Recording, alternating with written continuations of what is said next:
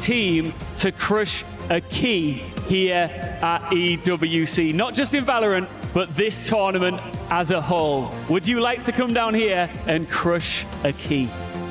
就想问你们现在是首支能碾碎对手的钥匙的这个战队了，就想问你是否想亲自过去碾碎那钥匙呢？当然想，我想把别人都镶嵌在我们 BLG 的底座下面。Absolutely, I definitely want to go there myself and be able to crush my opponent's keys under ours. Let's go do it. This is a big moment for the Esports World Cup 2025. It's of course a big moment for BLG, but I'm going to let our key handler, our key crushing master over here on the right, show you how to do it, and you can be the first team to crush a key. G2's key, in fact. 好，这边把它锁定。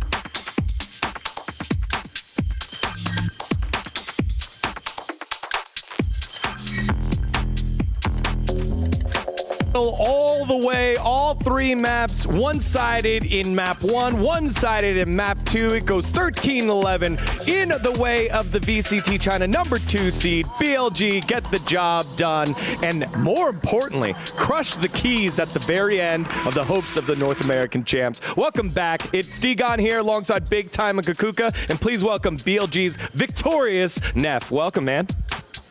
Yeah, congratulations on the win. How's it feel? It's amazing to win an American team. You know, I have not done it in my career before, and I'm happy to do it here. Yeah, that was a great series all the way through. And you got to know, we just saw the keys getting crushed. And I mean, did you get to watch that one? Honestly, no, I was kidding here, you know, so I didn't get to watch the set. Ooh, well, you know what? Can we look into playing it back to him? Because it's very cool. I think we've got it right there. Look at this.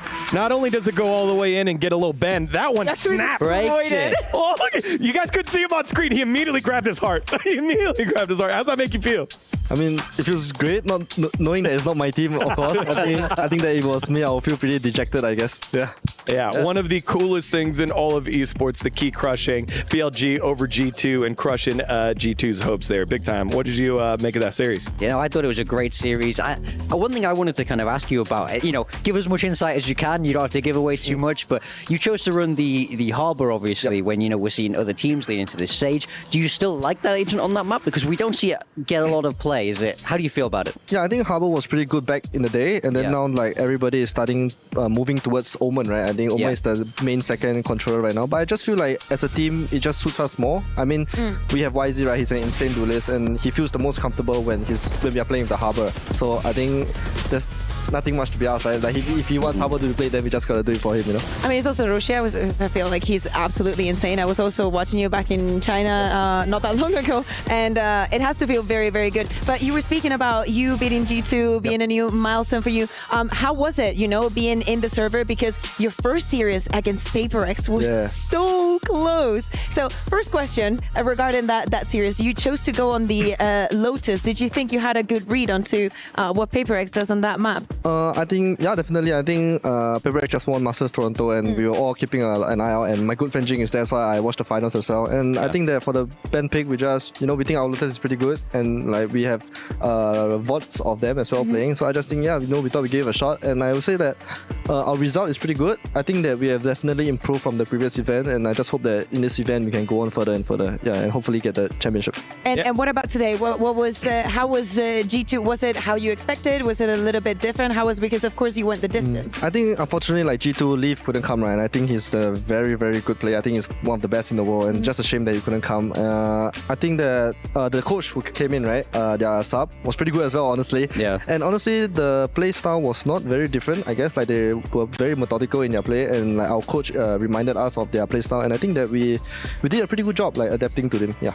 I wanted to ask just kind of a regional question, because we've had EDG pop up as the reigning world champs. We had Wolves over at Masters Toronto look so great. We had XLG win China, the last stage there for VCT China, and then you guys have been pretty stable there along the way. How do you feel like the current level of VCT China is compared to some of the other opponents that you faced internationally? Honestly speaking, not being biased from being from the CN region, right, I just feel that the level is just definitely getting higher and higher with each event, right? And honestly, compared to the other regions, I would say currently maybe we are not as competitive as them yet, but I would definitely say that we are definitely improving, and we are definitely not far off from them as well. Yeah. Is it more of gun skill, or is it more strats? I feel that, you know, being the game in CN, right, just released like maybe 2 years ago, if I'm not wrong, I think that in terms of aim, I think we are all kind of similar. But I guess in terms of discipline, we definitely need to work on it, like, as a region as a whole, including my team as well. You know? Yeah, that makes sense. Yeah, so I just wanted to ask, so obviously very close match against PaperX. You've come back today, won this best of 3. Give us a little insight into the mood in the team, a little bit behind the scenes. How confident are you guys feeling that you can take this all the way and win EWC? I think currently our vibes in the team is pretty good. Coming from Toronto, like we had very like bad vibes, not bad vibes, it's like very down vibes after the loss. And I think that after the loss to PaperX, even though it was a game that we could have won and it was a very close game, like we weren't very affected by it. Like we all went back to the practice room yesterday, and we just had a laugh about it and then talk and just prepare for the next game. And in terms of championship, I feel that I'm kind of confident. Like although there are many tough opponents up front, up there, but I think we just need to give it our best. Yeah. Yeah. And Yeah. I also wanted to ask, now you've seen the key crushing happen live and it's very, very impressive. Is there any team's key in particular you would love to Yes. crush? I would love to crush. I would say either RQ or Paper X. Oh, nice. Back in Pacific. Okay. Final Okay. question. Cuckoo. I mean, for RRQ, they have to play against. Oh Jesus, there's so many groups. They lost to Energy. Who else is in that group? Do you remember? Oh, they have to play. Wait, I'm not actually sure. There's so many. Heretics. No, Let's Heretics take a look. are playing Tech, and then they have to. It's play Heretics RRQ? or Tech. Yeah. Okay. Group C. Yeah, And so then- they can still make it, but definitely you still have one match to go. How do you think, because this is a long tournament that happens in a very short period of time. What do you think is the most important going through so many days of unstopped action to succeed? I think definitely is rest and like maybe in between games, if you have to play 2 games in one day, I think we just have to properly take a break. Like maybe just close our eyes and rest for maybe an hour or so. Just to confirm, do I have another game today? No. No. You're free. You guys are you. Good for you. I have to play another game. Yesterday was a long You gotta day. play tomorrow, Today is right? They good. have to play Yeah, tomorrow. I think we They have have to their play elimination match KC, tomorrow right? against KC. Yeah. Do you have any thoughts about the blue wall and what you're going up against for tomorrow's elimination match? Not really. I really looked up to Sad Hack and Suigetsu, and I think they are amazing players. And I think Sad Hack is a very impressive leader, and I hope that through our match tomorrow, I can get to learn some tips from him, I guess. Yeah. All right, perfect. Neff, everyone here from BLG, victorious and now going down in the history books as the first key crusher of EWC 2025. Don't go anywhere. When we come back, we will tee up our next best of 3, EDG versus 100 Thieves.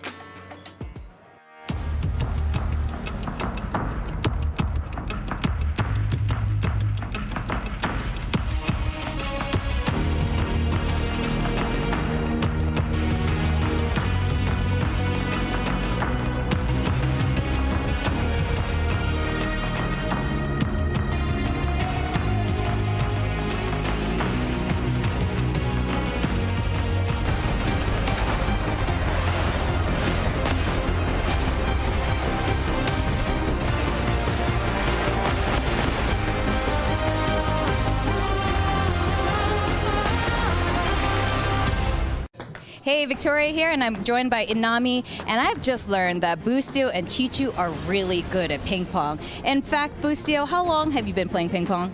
I've been playing ping pong probably for like 6 or 7 years, since like early days high school. It's been quite a journey, but I do love the game. I can see that. And how about Chichu? 小学的时候玩过4、5年，然后后面没怎么玩过了。 Yeah, Chuchu said he played in primary school for 4 to 5 years, but after that, he didn't play ping pong anymore. Oh, well, I have a bigger question about today's match. Who is going to be winning today's match?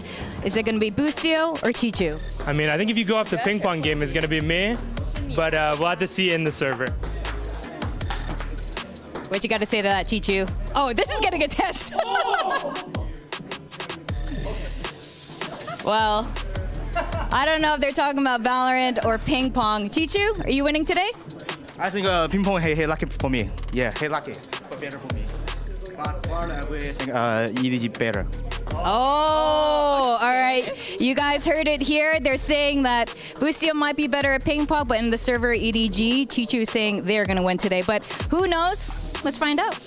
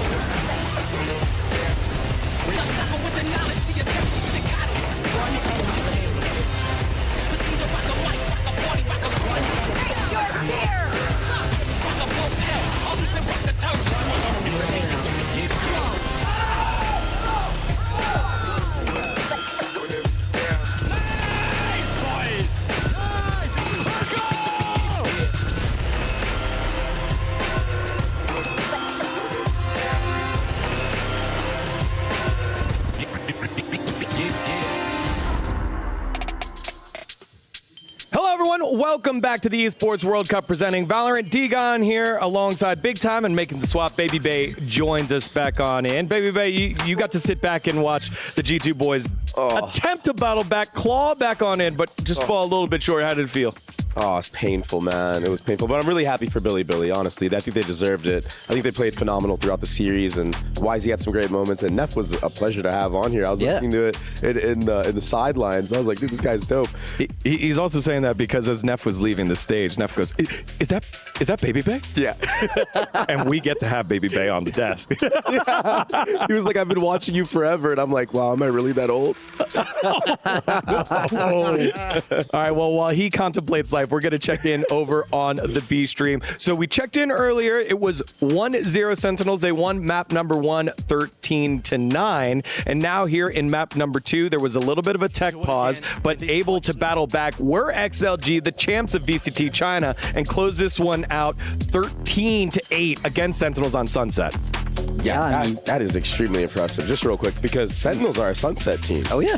So, yeah, this is insane. You know, really impressive. I think a lot of people are kind of already counted XLG out of this series a little bit further. So for them to be taking it to even to map 3, obviously have a strong chance now to crush Sentinels Key themselves. They must be feeling great. Yeah, can't quite speak to the overconfidence, but ran into Coach Cap earlier, and Kaplan was saying they feel comfortable, they feel confident. That first 8 jitters out of the way, they're ready to get things done. XLG saying not so fast, my friends. They will move on over to map number 3 over on the B stream. But now it's time for us to set up our second best of 3 here on the A stream, and it's another battle of NA versus CN. It is 100 Thieves versus the reigning world champs EDG. Now, this story is kind of interesting because it feels like both teams did the opposite of what we thought in their best of 1s. 100 Thieves up against Fnatic. It felt like that was going to be a very one-sided match. Not the case. It was 13-11. On the opposite side, EDG against Pacific, it was 13-4 in one of the most lopsided best of 1s we've had here so far in the Esports World Cup. Big Time. Yeah, I mean, we know Gen.G are a great team, right? But I think we all expected EDG to put up a lot more of a fight. I mean, I feel like Kang was barely there in that series. He is the flagship player of that organization. We expect big things from him. He cannot be as slow as he was against Gen.G because, you know, as we saw 100 Thieves put up a very great fight on Icebox, EDG, not so much on Icebox. Or do you think we're going to see that in the Veto also? Because both these teams showed that they're willing to play. I was actually going to say the same thing. I think we are going to see an Icebox in this VO3, but the cool thing about going out the way that EDG went out in that match is you didn't really get to show much. Yeah. So you can really just come out with anything, come out swinging, and maybe catch 100 Thieves off guard. I'm sure they're going to want redemption after, just getting decimated. Yeah, similar to G2, a new player coming on in from the roster that we're so used to seeing be locked in for such a long time. ZJC, that man in the middle when we showed the rosters. He got 1 game over at VCT China and then is here. He's still getting his bearings on the stage, and I think when you're dealing with a new player like that, you want to give him rounds, and unfortunately 13-4, you didn't get too many rounds on stage, but now he enters here in his first best of 3 at Esports World Cup. Yeah, I mean, you need reps, right? And sometimes when teams make changes, a honeymoon period can exist. Sometimes everything clicks and it seems brilliant, but most of the time, kind of this is what happens. It takes a little bit of time to settle. You got to calm those nerves. You got to get used to different voices in your headset telling you what to do. So I'd like to hope that things have settled down for him a little bit more now, and he'll be able to put on a much better showing heading into this best of 3. Yeah, it's just been a revolving door for that 5th slot ever since Simon has left the roster for EDG, and they're just not able to replicate some of that success. That being said, I do think that the new guy had a strong start in that previous matchup, actually winning the pistol round by himself. Just couldn't contain that composure throughout. So maybe we'll see something a little bit better here today. And obviously, no knock on 100 Thieves, but Gen.G, these are championship title aspirations here. A very different type of battle. And you go down that line of 100 Thieves players. Good players, but I mean, when we rifle off the names on Gen.G, it's going to be a very, very different type of test for EDG. And I think trying to step up to that level going to be very, very important to them. It's so weird to have a world champion like this kind of being like refiguring it out, Baby Bay. Yeah, they're in like a limbo stage right now, and it is very awkward. I mean, you could tell in the gameplay, right? It just felt like they didn't really know what they were doing. Hong Kong's not able to get engaged in the series at all. It's just tough. So yeah, I mean, in my mind, it's Valorant. This is a game that focuses on adaptation, right? The patches change fast, so sometimes a meta can really suit a team. Sometimes it can almost hinder a team. So, you know, a lot of the work we do, or I did as coaches, you know, in Valorant, it's about figuring out that patch. It's about getting your players comfortable. So sometimes they might just not necessarily have the read that some other teams have. So,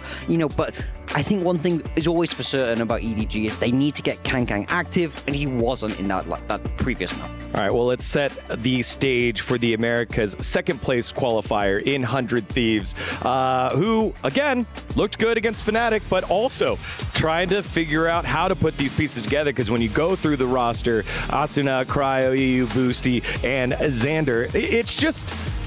they got to be doing good. They should be doing good. You got Coach Zix. He won over with EG. He's won in League of Legends as well. And the roster here is just too talented to continue floundering. yeah, and EU had a great map against Fnatic. It's very impressive the way that he was able to step up. And I mean, if he can replicate some of that success today, I truly do think the story is going to be the battle of nobody versus EU, and who can initiate better for their duelist. Cryo and Asuna have both actually competed against EDG in the past, beating them in 2023 lock-in. So there is a little bit of history between these teams too, because most of the roster is the same from EDG. But there is 3 new faces from 100 Thieves that are going to have to face the EDG squad. Yeah, no, I'm right there with you. You know, there is a lot of talk about Kang, and, you know, Cryo on that opposite side, but I have to agree with you. It's about how they're set up by their teams. Both of these are fantastic duelists, but they can't do it on their own. So it's about what structure, what system, and obviously how are those initiators using their utility into the game to get you those good fights. And I mean, both initiators on either side, world-class players that we expect really big things from. Well, 100 Thieves from the Americas region were able to make it on the very last opportunity to get to Esports World Cup, and so we're standing by with them right now with a little interview. Hey guys, welcome back to EWC. I'm Kakuka, and I'm joined by 2 very special guests from 100 Thieves. It's Boostio and EU. Hey guys, how you doing? Doing good. Hi guys. How did you guys qualify to be here? I think it was like really confidence building to reverse sweep MIBR, who's a team that's like, in my opinion, really strong like mechanically.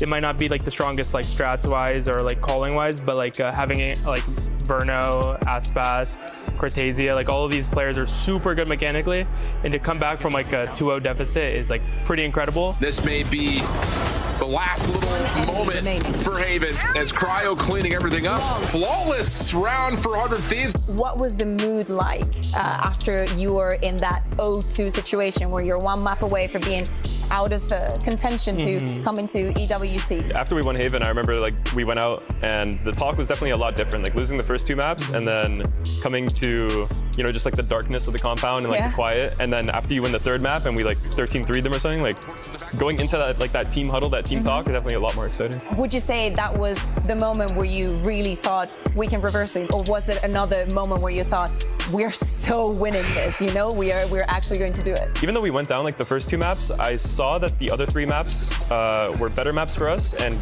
kind of worse maps for them, like especially Pearl. They don't really play Pearl too much, so the entire time in the back of my head, I was kind of like, you know what, we're just gonna play as good as we can, and I'm pretty sure we're gonna win this series anyway.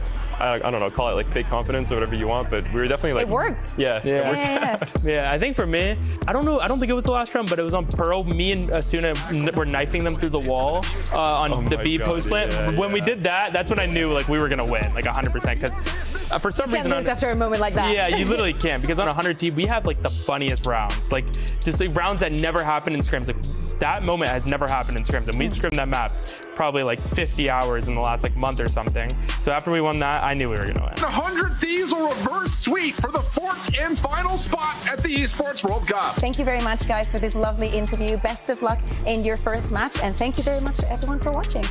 Thank you, bye-bye. I don't think they need false confidence, because Boostio, I don't know anyone else that has more confidence than Boostio, baby. Yeah, he's extremely confident, and you're going to need that going into this series, because not only do you need to win this one, but then you're going up against Genji, right? Yes. And we got to talk about that, because that is going to be a tough matchup for whoever wins this. You're going up against the reigning champs of Master Shanghai. Yeah, I mean, it's an absolute gauntlet, right? But it starts right here. You need to get that momentum. Both these teams only lost so far in this tournament, even if they were best of ones. This is where things have to turn around, or their keys will, in fact, be crushed, which nobody wants. All right, 40 seconds here. Who's going to be your standout player of this series? Let's start with you, Big Time. I think I have to say Kong Kong. I think it has to be bounce back time. You know, he's a generational player, so I'm expecting a big step up from him. I'm going to go the other way. I'm going to say Cryo. I think, you know, he's going to want to replicate some of that success he had earlier in 2023. All right, two huge organizations here, not only in Valorant, but very similar to series number 1, to all of the esports World Cup. We got to see the visceral nature of getting your key crushed. That's going to happen at the end of this series. It all starts on Haven in map number 1. Let's send it on over to the casters to get into the game.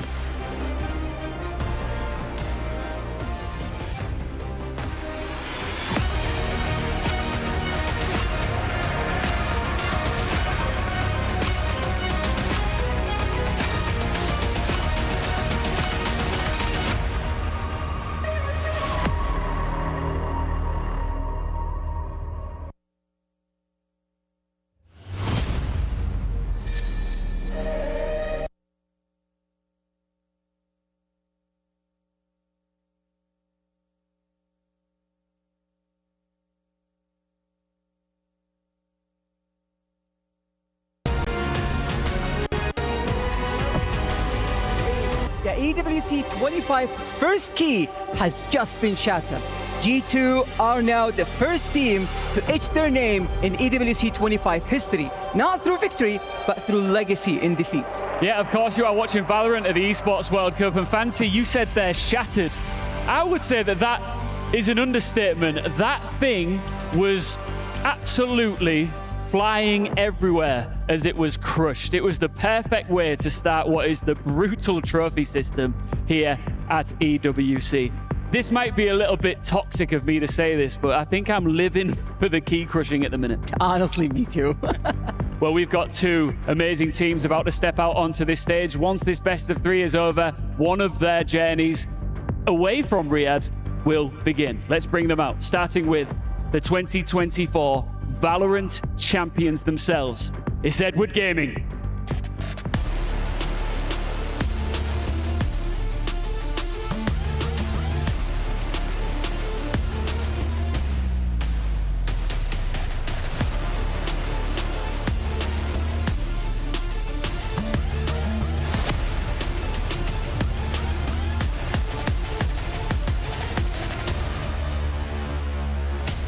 They secured their EWC spot after a resilient qualifier run.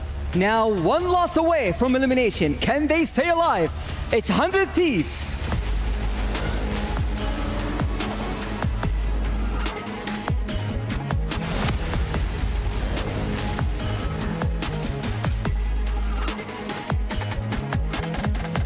Two teams, one ambition, to continue on to potentially become the inaugural Valorant EWC champions. For the other team, their journey will come to an end. Who will it be? Let's find out. Well, it's almost time to crush another key, Tom. We'll see whether it's going to be EDG or 100 Thieves after this BO3. Excited to see what they can bring to the table, because it has to be said, for Edward Gaming, that opening game, 13-4 loss on Icebox, that was an underwhelming display here on the international stage, and I don't imagine 100 Thieves will face that same form of enemy here today. You kind of hope not if you want an exciting series, because on the other side of the coin, 100 Thieves, I think, came into it looking very, very good. Like, it went close versus Fnatic. I think if you watch that game, you kind of believe there were points where it genuinely felt like they could win it. So going into this best of 3, if it's an EDG that are sort of a little bit underwhelming as they have been at other stages of the tournament, I do think that there's a very much good opportunity that 100 Thieves could take this one away from them. But that's what makes this so exciting. That's what makes Group D the group of death, is the fact that even the winner of this has to go and face Gen G. That's really all you need to know about how stacked this group is. This isn't a game that will get you qualified to the playoffs. This is a game for survival. And it really feels like if both these teams were in other groups, we could be looking at a very different story. Now for EDG, of course, bringing in ZJC as like their new player. He's going to be slotting into the similar role of what we saw from Jenny in the past, but on the other side of things, actually Cryo picking up that Yoru. We saw him on the ISO before, so having a Yoru Neon, one of the most explosive Haven comps you're ever going to see, one that will revolve around that hyper-fixation on aggression, and they are kicking things off, I believe, on the defensive side. So how they're going to challenge for that map control, how they're going to get up in the faces of their opponents, is going to be exciting to see, but also for EDG, having that new player in the mix, who's only really played that singular week, of course, over in China, and then played a singular best of one here. You're going to have to adapt incredibly quickly if you're going to actually be able to sort of put up against this composition. I guess those changes for 100 Thieves coming off that loss they had to G2, obviously not the same G2 that we saw play here, that we saw the key crushed off, of course, playing with a coach here in the EWC, but back over in Americas. They had a loss, they change it up, and realistically, this is a map that throughout the entirety of the previous stage has been somewhere that 100 Thieves are very comfortable. They're always picking it if it's left open, and I imagine that means that EDG knew that they were going to be facing off against this. But that prep out the window as we see that little bit of a comp switch up. I think more towards normalcy as well. Although the ISO can be pretty impactful, the Yoru just so much more valuable for going into those backside dives. We'll be kicking things off on Haven any moment now. As we get into the game, stakes are high. This BO3, Sunset up next, Ascent to close us out. It all starts here, and the question on everyone's mind is, do we see EDG reach a new level? Because they have to. That opening matchup was disappointing, to say the least. But if anything, it's unusual to see a team under-deliver 2 times in a row. I think that was a wake-up call. Oh yeah, I think it almost had to be. It's interesting for me that the swap from 100 Thieves, just because throughout the qualifier, we saw them playing with this composition and absolutely battered MIBR with it. So it's like, there's definitely been times where I think this has worked for them, but at the same time, I think that Yoru right now is such a sort of strong choice in terms of the agent pool, so I can't really say I'm overly surprised. I don't think it will change too much about how this composition is overall going to be played. Nonetheless, as you said, I think EDG, they're going to have the opportunity here to obviously set the tone in terms of the pacing. I think Haven has been a pretty comfortable map for them, and over at least the last couple of times they played it, it's been that defensive side where they've been strong. So kind of have to wait and see if they're going to be able to at least put up a decent showing here as they're starting out on that attack side. Well, kicking us off, it will be a clear intention to take this towards the A site from EDG. They've left a trap on C for the push, but it is 5 players down through long. A direct attack. And Boostio, the one with the pressure on, but rotation's already in. Asuna here, dropped immediately, and another following up as 100 Thieves lose most players on the site. Cryo managing to fly under the radar at least, picks up one. The Paranoia delivered, gets him a second, but they're losing players second by second. Xander in for the double, leaves him in a 1v1. And a close bar with the HP low. It doesn't matter. ZJC able to take it across the line. Yeah, someone who came over, I believe, from Tai Lu, and has definitely shown some promise in the past. Of course, you might be wondering, have I seen this guy before? It is the name change away from what was quite a few more letters thrown into the mix.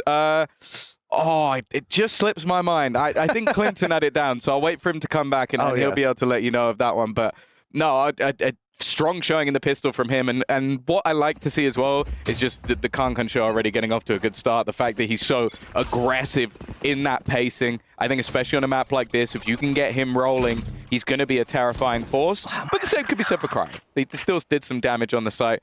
Of course, in the best of one stage, we were talking about the value of the pistols, and it doesn't change at least per map, but of course, a lot more of an opportunity to reset into the next if things don't go your way. On that 1-0 start, attack looking to towards the A site. Fortunately, Kankan's already been taken down. Cryo with the classic pick, but there's plenty of players a little bit further away, able to clean up some of those fights, able to deny any retrieval of weaponry. And 100 Thieves, well, they don't have much of a choice. Classics in hand. A situation where obviously we're not expecting a ton of damage, but anything from this point forward will stand to benefit them. Taking it nice and slow, of course, is that attacking side. Wary of pistols lurking around any corner, and for good reason. Xander almost getting one with the element of surprise. Yeah, luckily, One enemy got remaining. Smoggy to watch his back. For EU, getting out of the smoke shouldn't be easy. He's at least going to get the info on where these remaining players are, but it's nobody to clear out that final pick.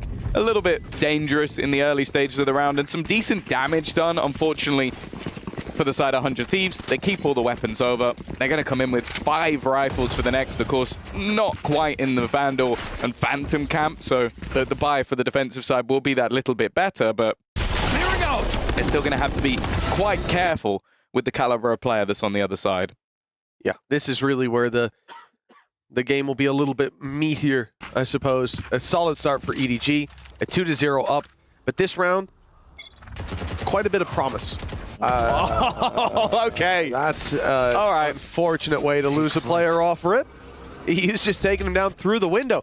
Okay, already one player down. That's going to be the Outlaw left on the floor as they trade off to take the Guardian. But still, 2 Guardians, 2 Bulldogs, and an A site mostly open. Decent shooting chance. They've slowed it down, though. Yeah, and also they've reclaimed the space on the A site. I think 100 Thieves making a very good read early on of where they're likely to double back to with the map control that was lost. I do like that spam. It's one of the most common spams in the game, but with teams regularly wanting to go for these pacier B hits in round number 3, especially when you have weaker weapons, I think it's such a powerful initial play from EU, and it's about as free a kill as you're ever going to get.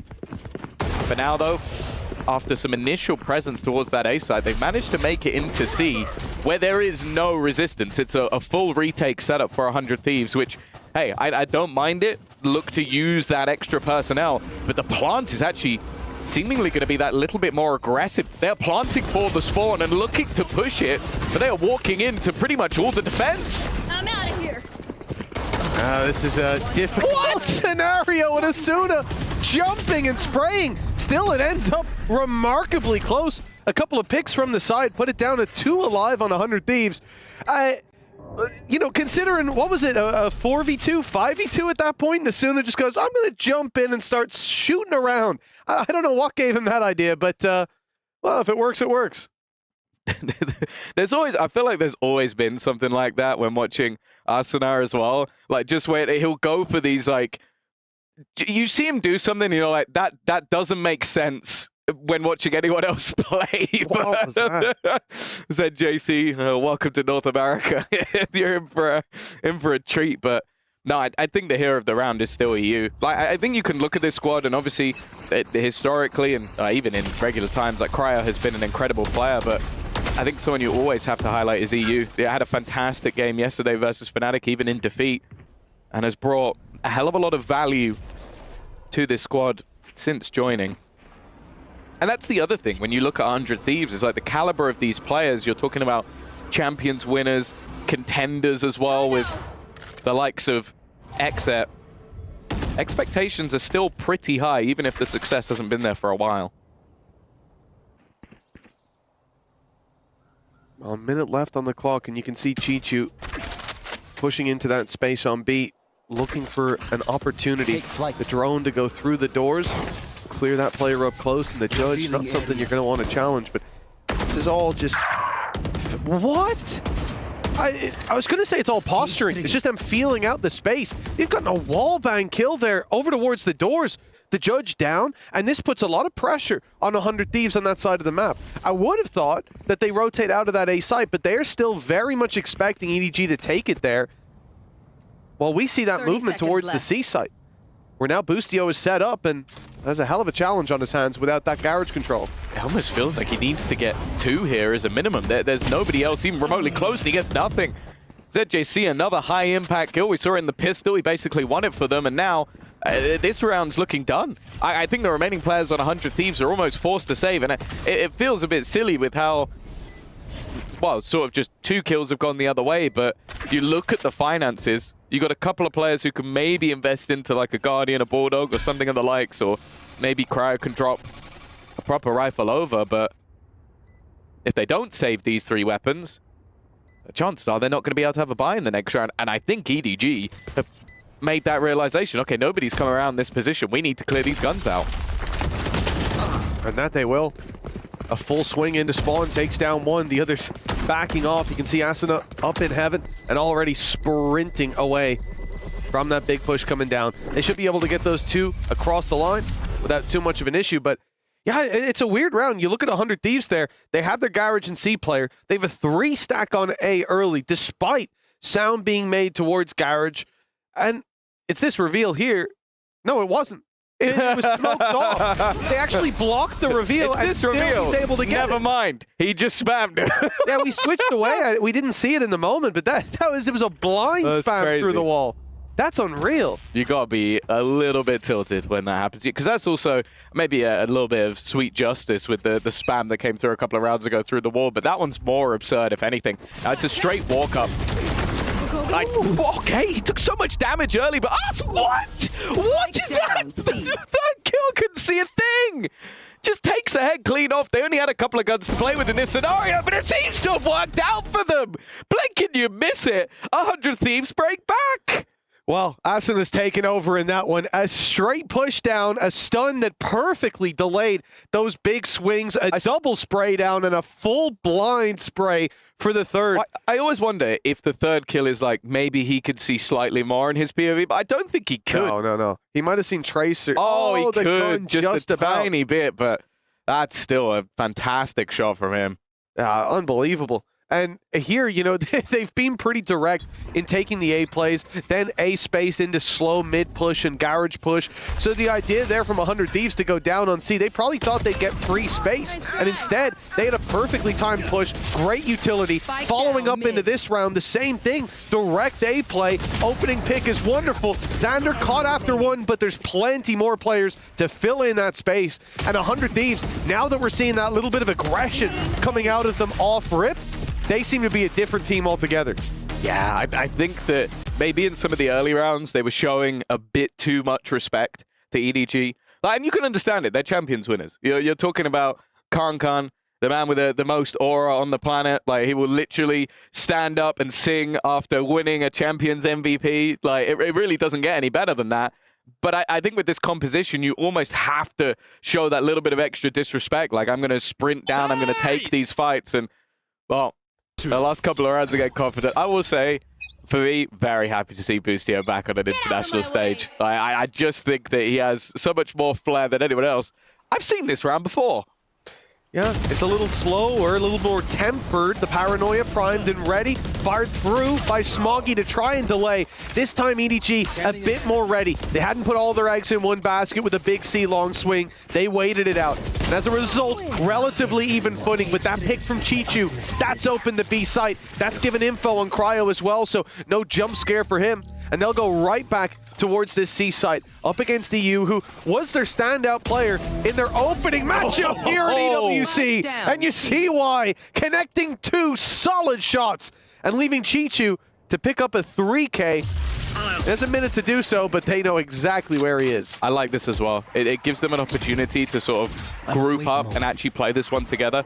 A split 1v1 for Chichu, the guy's terrifying. There's a real chance that he takes that round home. Instead, even though they haven't managed to do something with the ult other than information, the main thing is both players are now playing off of each other.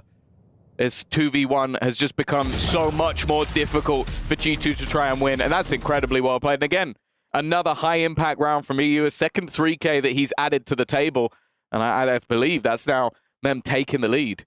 It's one of those moments really where you see that, like, the coaching staff maybe would have even thought about calling a pause coming out of round 4, like leaving B site completely open and stacking heavy towards A, expecting EDG to run the same round again and again, and even playing passive on that stack. It was a terrible idea, and it was one that, you know, it's a gamble, because if they do go A, great, but when they don't, when EDG play the map, it's an easy win. And I think that they've obviously heard the players communicating that, okay, we need to play a little bit more aggressive. We need to make a little bit more aggro control in those early rounds. And no need for a pause, because they had the right ideas in between those rounds. Again, the early aggression gets 100 Thieves the advantage. Now a 5 versus 4 to play with. Still a couple ultis that could make this, at least turn this back in EDG's favor a little bit. The Rolling Thunder for ZJC. The Hunter's Fury for nobody as well, and clearing out these spaces, but they need something to go their way soon. It is just this aggression and re-aggression, though. You think you've managed to survive that initial hit, that you could see EDG are trying to slow things down to be more prepared for the way that 100 Thieves are playing, but it doesn't seem to be working for them. And Arsenal has just been incredible with that first bullet accuracy. It's some of the shakiest aim I've ever seen in my life, but somehow manages to make it look even better than just someone hitting those first initial one-taps. And while for Smoggy, he can take the spike if he wanted 30 to. seconds left. But I don't think he's going to do that in a 1 versus 5. And if anything, maybe just holding on to the gun will be a choice. It's difficult, though, because I think the way 100 Thieves are playing, you can see the EDG are currently adapting their game to try and counter it. And because of that, some of the early success they had in like the pistol and these more direct, aggressive takes, that's what was working for them on the attack side. They can't do that because they might just run into Arsenal's bullets or a wall bang from EU. Like, they have to be a little bit more tentative, but that's actually kind of messing up their own game plan.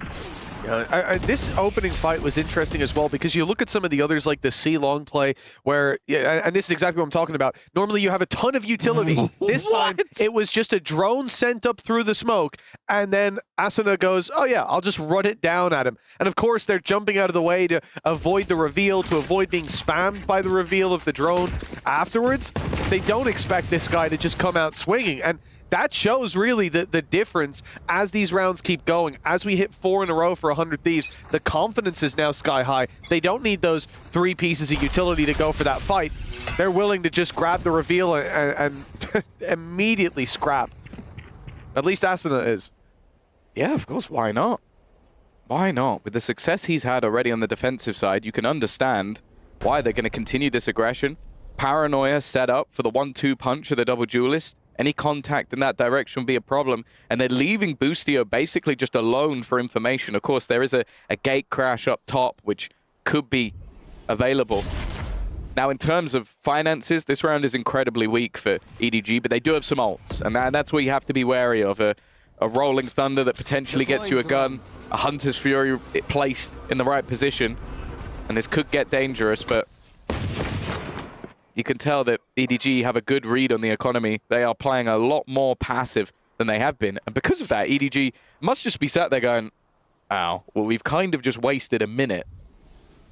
It's another one of those rounds where, you know, a risk is being taken. It's being covered now by Xander, but most of the time he stood there, paranoia in hand. The B-side contact would work wonderfully for EDG, but it's a gamble in where they take it. Towards the C site through Garage is clearly the play. 100 Thieves know that. The TP coming through from Xander from the shadows that was cancelled on C-Long spotted them. They hear the noise in Garage, and now the plank coming through. So great shock dart. A lot of damage done. And a follow-up by Chichu. This is looking doable. They'll even put the Hunter's Fury in, starting to believe, but perhaps they shouldn't. Asuna's behind. And he takes the picks easily. 100 Thieves, you know, you can see that even with the Hunter's Fury, EDG believed for a second, but that belief quickly faded away. That might be one of the funniest Neon ults ever because he was already behind him. He was already behind him. He was already dead. The only thing that did was alert him. He was there. It's like, wait, what are you? Well, he found a pick just before as well, so they're probably calling it out. He sat there as Sova going, oh, I'm not long for this world. The shock dart from EU as well, though, just absolutely destroyed. But what? What? The ZJC one wasn't even a headshot. He didn't headshot him. Like that. He was low for the the shock dart destroyed him, got him low, and then just like I feel like you could make a highlight reel of just straight BS kills from Arsenal alone in this map.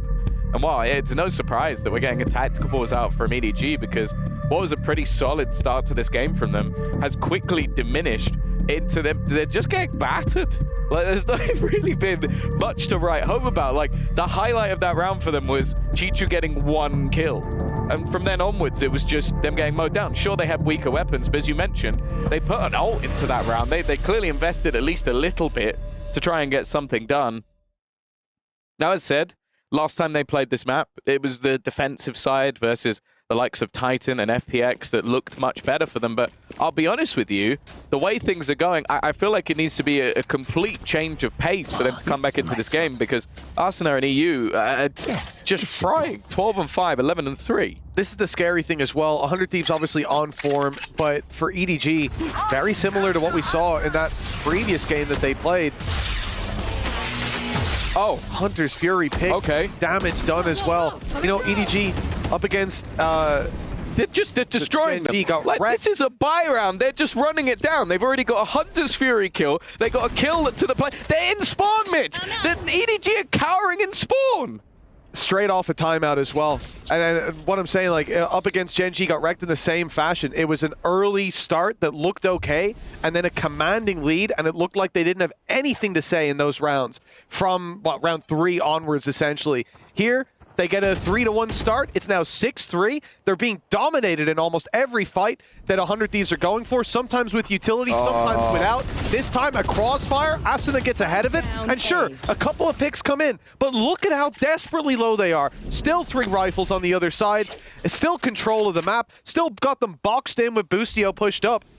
This is like major deja vu for EDG. Oh, there's no way they expect Boostio to be here. And they're both within a shot or two. Okay, I don't know how he's not hit that one. I feel like that one was almost as free as the next one. Fair enough. Boostio's not, you know, he's the leader. Doesn't need to get kills. He'll leave that to Cryo and Xander to finish off. It is Kankan.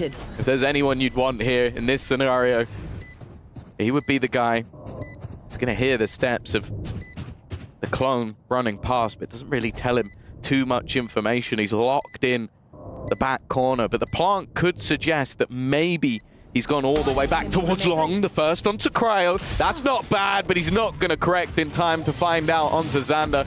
It's a nice attempt from Kankan, but the round seemed dead from almost the beginning. Like, the way that they basically approached that round was just, okay, they've called a pause. They've tried something. Let's just Hunter's Fury and run it down immediately. And they had 2 kills in the first, first few seconds. Like, look, that was basically off the barrier dropping. It was. Yeah, the first second that there was an opportunity for it. It's just JC again. It's the same guy. He's just spamming him through smoke. Genuinely just need an Asuna package of every BS kill he's gotten so far. And this is the problem. Again, you look at Asuna, great game that he's playing here. He's 14-6 at the moment. EU delivering on the same level that he did in their opening matchup. But like I'm saying, for EDG, this is what this tournament has been for them so far. They played a BO1. They could be going out here now. Finally an opening pick. They need to have a commanding comeback into this half. 7-5 closeout. At least then, it's the best of a bad situation. The spark lit right at the end. Yeah, they're good on the defense. I think I'm less worried so much about the direct scoreline and more so just the manner. The context. They're getting destroyed. And while managing to shut down Arsenal is a great start, he has been the bane of their lives, especially ZJC. He probably has a smile on his face just seeing that he's gone down. And maybe he won't get spammed through a wall or a smoke or something this round. And while the gamble so far from 100 Thieves is not the right one, 3 players towards that A side of the map. Drone might give them the information that they need. I think, yeah, they're going to start their push-up, but it is being watched. Spike planted. A deep play from 100 Thieves. Smoggy, like you said, watch him for this. They've sent back Chichu as well. They'll be covering that C walk up, but Xander still manages to get the pick. That pulls Smoggy in the other direction. ZJC filling in the space. Smoggy gets another. For the squad of EDG, they're now fully in control. The time ticking, backside B controlled there for them. Kankan spotted in the corner. But lurking in the back of their mind is Smoggy, and it's Kankan with the op shot to put it all onto EU. A standout player for them in their opener. A solid, reliable pair of hands here, but it's not to be. And a much-needed round for EDG Connected. They get the opening kill. They trade out along the way. And this is the important thing. Like you said, Tom, it's not about 7-5 as a scoreline. You come out and you go, oh, okay, well, that's workable. But the fact we were 3-1 up, and not only were they losing all those rounds so convincingly. I mean, EDG had no say. For 6 straight rounds, finally they're back with their hands on the reins. Yeah, it was a bold call anyway. A glass cannon operator purchased up for Kankan, but we've said it before, we'll say it again. We know what this guy could do with the sniper. Put it in his hands, he can turn rounds. Now we even have a little bit of extra spice of life. He'd managed to find the kill with the Vandal, but this is all just to make sure no one could push, and it hasn't worked. Finally, Cryo will be able to at least get the trade, but even still, again, Arsenal being down is not bad for EDG. That does feel like a worthwhile trade out, and now they're going to try and pincer down on it. It's not pretty, though, from nobody. I don't mind him pushing up in that space. Yes, he's alone, and it was a 4v4, but the B space has been left open by 100 Thieves so many times that the contact play seems worth it. But with him going down, now the players are left with a disadvantage. Moving back into this C site, the space has been filled in. Cryo was towards the A site, but now they've got numbers ready and waiting. An easy pick. A good trade, though, by Smoggy keeps them in it. Rolling Thunder still online. They might use this a bit more aggressively to try to take this control. Maybe you'd expect them to almost try and challenge the spawn. They are going to try and challenge the spawn, but they don't realize that they've already lost too much control. It's going to be left now just to Smoggy. Well, Thunder doesn't even give him a second's notice. See, he looks like he's washing his hands of them. No, this really is a confident display from 100 Thieves. 4 rounds, it's not the end of the world, but in the context of how we got here, EDG were 3-1 up. They have a lot of ground to recover going into the second half. I'm standing. One son. Together, go together. One more, 3. Wait, one from B. From B, just stick. Hurt. Nice!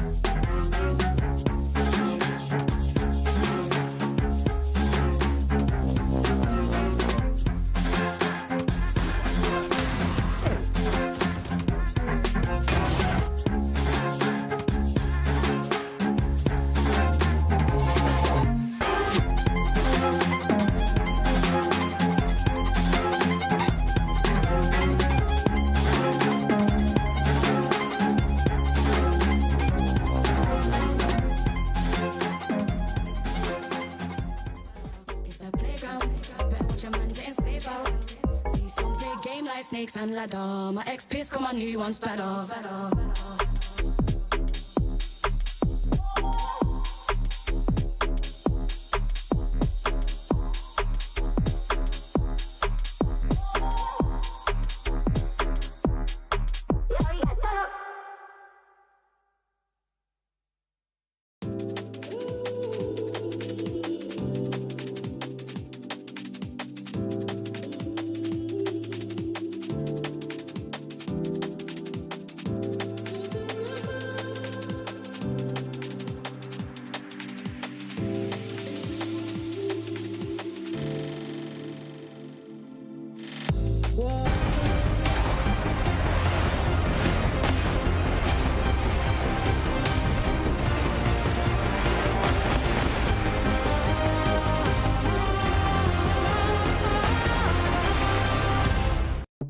Welcome back, folks. 8-4, 100 Thieves leading and certainly in momentum. 7 out of 8 of those final rounds as EDG are going to attempt to clamber back into this game. Defensive side at least, but looking at how aggressive Asuna was on the defense, I'm worried for what they're just about to come up against. Hey, win the pistol, get the operator in Kankan's hands, you got a game. Lose the pistol, you might never get the operator in his hands. So it's definitely tough times for EDG, but they're another squad that if they find their stride, no matter what moment it's in, they can become a devastating force. 100 Thieves, though, have looked fantastic. And now, with this double duelist going into the attack, I don't think the pace is going to be stopping. The B-site read, though, from EDG was good to start. Yeah, good gamble certainly pays off as they managed to stop the initial push. The C-site play, though, stun was perfect. It actually stopped Chichu, kept him in the corner, so they can't fully get that space back. But Smoggy up on top of those logs, able to grab himself a double, a triple, in fact, and EU will quickly be dispatched. A much-needed pistol round landed for EDG. Yeah, that's their lifeline found. It would feel pretty brutal for this map to slip away after that first half from 100 Thieves, but the fact is, getting those early rounds has been enough to sort of put EDG at least into a position where this map can become competitive. I like that though. It seemed like they had a good read on what 100 Thieves were going to be doing in the pistol. Like having that initial 3-player stack up over on B, having the quick switch to C once that hit failed. It definitely looked like they were ready in a big round, more so for a Smoggy. 100 Thieves not deterred though. If at first you don't succeed, try again. I'm out of here. Well, this time it is left a little bit more open. So much so, the plan's going to come through for 100 Thieves. Spike planted. Even getting out of there, Outlaw shot not going to land, and they're going for aggressive push towards A main. Oh, goodness. The Akon overrun, but the site has been taken back. A full rotation here from Asuna. And Smoggy so late coming back from A that he will catch them off guard. EDG seem to have this one easily across the line. And it's 4 players alive as well. The question was, would there be any more damage? Chichu 21 HP, Concon 56, but those weapons are brought through to the next. Yeah, they got everything they needed. The low HP, okay, sure, you might have to rebuy some shields, but it ultimately becomes irrelevant, and it gives them that opportunity once again to try and get something done going into this bonus round. But yeah, you look at the buy rounds overall, and that is where we saw 100 Thieves have the majority of their success. One enemy remaining. 1-2 punch of Arsenal and EU being the difference makers, but Smile's still there on Kankan's face, and that you know what, it fills you with confidence. It's the same when you see that for someone like Chronicle. You just go, I think they're going to be okay. We've already had the trap destroyed on C. Shock Dart sent through by EU has broken that and left the cam as the only real piece of information they have to work with. 2 players spotted and through the cage. Concon's gone down. EU's a menace when it comes to these spams. And another found by 100 Thieves. Busio lurking over on the A site, grabs himself a double, and this round is done and dusted before it even gets off the ground. EDG have come crashing down. Yeah, this now comes down to how much nobody wants to put into this. Of course, they do have some credits for the next round, but Go. saving the gun might hold a little bit of extra value. I think he's been spotted as well.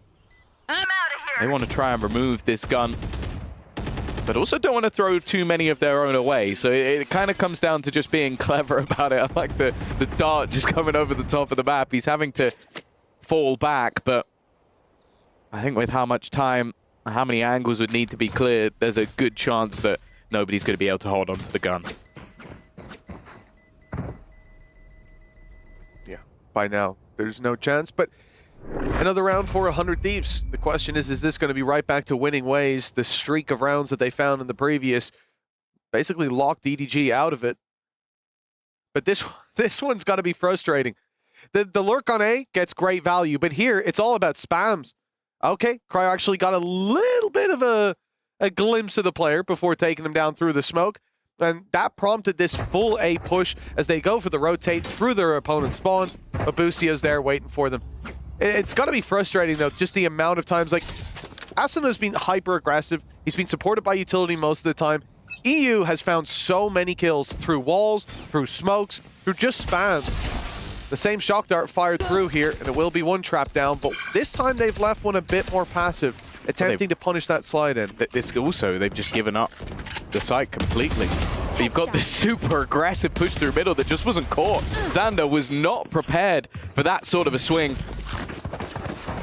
EDG trying to almost match the level of aggression we saw in the last half, but with a completely different set of abilities to back it up. And 100 Thieves have decided, okay, we don't want to get picked apart here. Let's group up, move around as a squad. At worst, we try and get a trade. At best, if we can find one of these players, maybe we can level things up. Going through the spawn is an interesting piece, though. They're just trying to avoid all the extra utility. The drone isn't going to find them. So as of right now, EDG are clueless to where they've gone, although Kankan has the right idea. Oh, just misses the timing on it. But now they know it's going to be an A-side play. A very unusual round. 4 players from the attack in spawn, 5 players from the defense, basically making a column over on Garage. You don't normally see map control like that. And 100 Thieves read it perfectly, even with that push up through mid. Not the initial one, but the second one, and how they were being held, the wrap through spawn. On site now, Concon wins that. Stunned up, but he's still good for the fight. and it all goes crumbling down for 100 Thieves. That win streak that we saw in the first half, not likely to be replicated here. EU will find nothing, and EDG, 5 players alive. It's a flawless round to put them 9-7. Yeah, I think the great thing there from EDG is you see what happens when they're actually able to set up. Because that was the main problem with that first half, is they were being bullied and battered and bruised before they even got to make their own set play. This one was a little bit slower from 100 Thieves, and because of that, you then get the setup retake, you get those extra supported pieces of utility, you get them moving as a unit, and that's where EDG play their best Valorant. A 7th round onto the board. Similarly to the last half, it's that 3-1 start, and that was where it all came crashing down. So seems like we are going to have ourselves maybe just a small moment. Kankan's already given the thumbs up, so I'm assuming this won't be long. It's a bold assumption, Tom. Hey, if Kankan's happy, I'm happy. Fair enough. All the other, everything else is broken, but just him. He's like, I'm good. I'm like, cool, let's go. I'm not biased. No, not at all. It's not shining through. Anything to see an American key crushed. I understand. We've already seen one of them today. I don't know if I can cope with the back-to-back. I can. Somehow, it does seem I like make peace with that. It seems like Sen are doing all right on the other side, though. So Correct. That's at least something. XOG have pushed them to a 3rd. No, I've actually just checked the score. Like, XOG might be coming back. Never mind.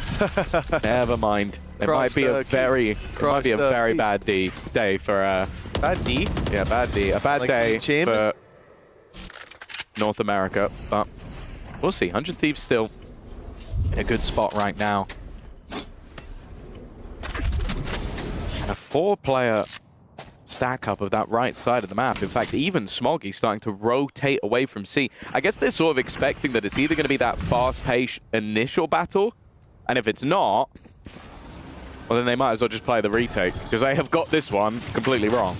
Yeah, I mean, they heard the cam get placed on A, that they heard a fake TP put in. That's about it off the top of my head. I don't know what 100 Thieves have done to fully sell that fake, but a free C site claim, a plan secured.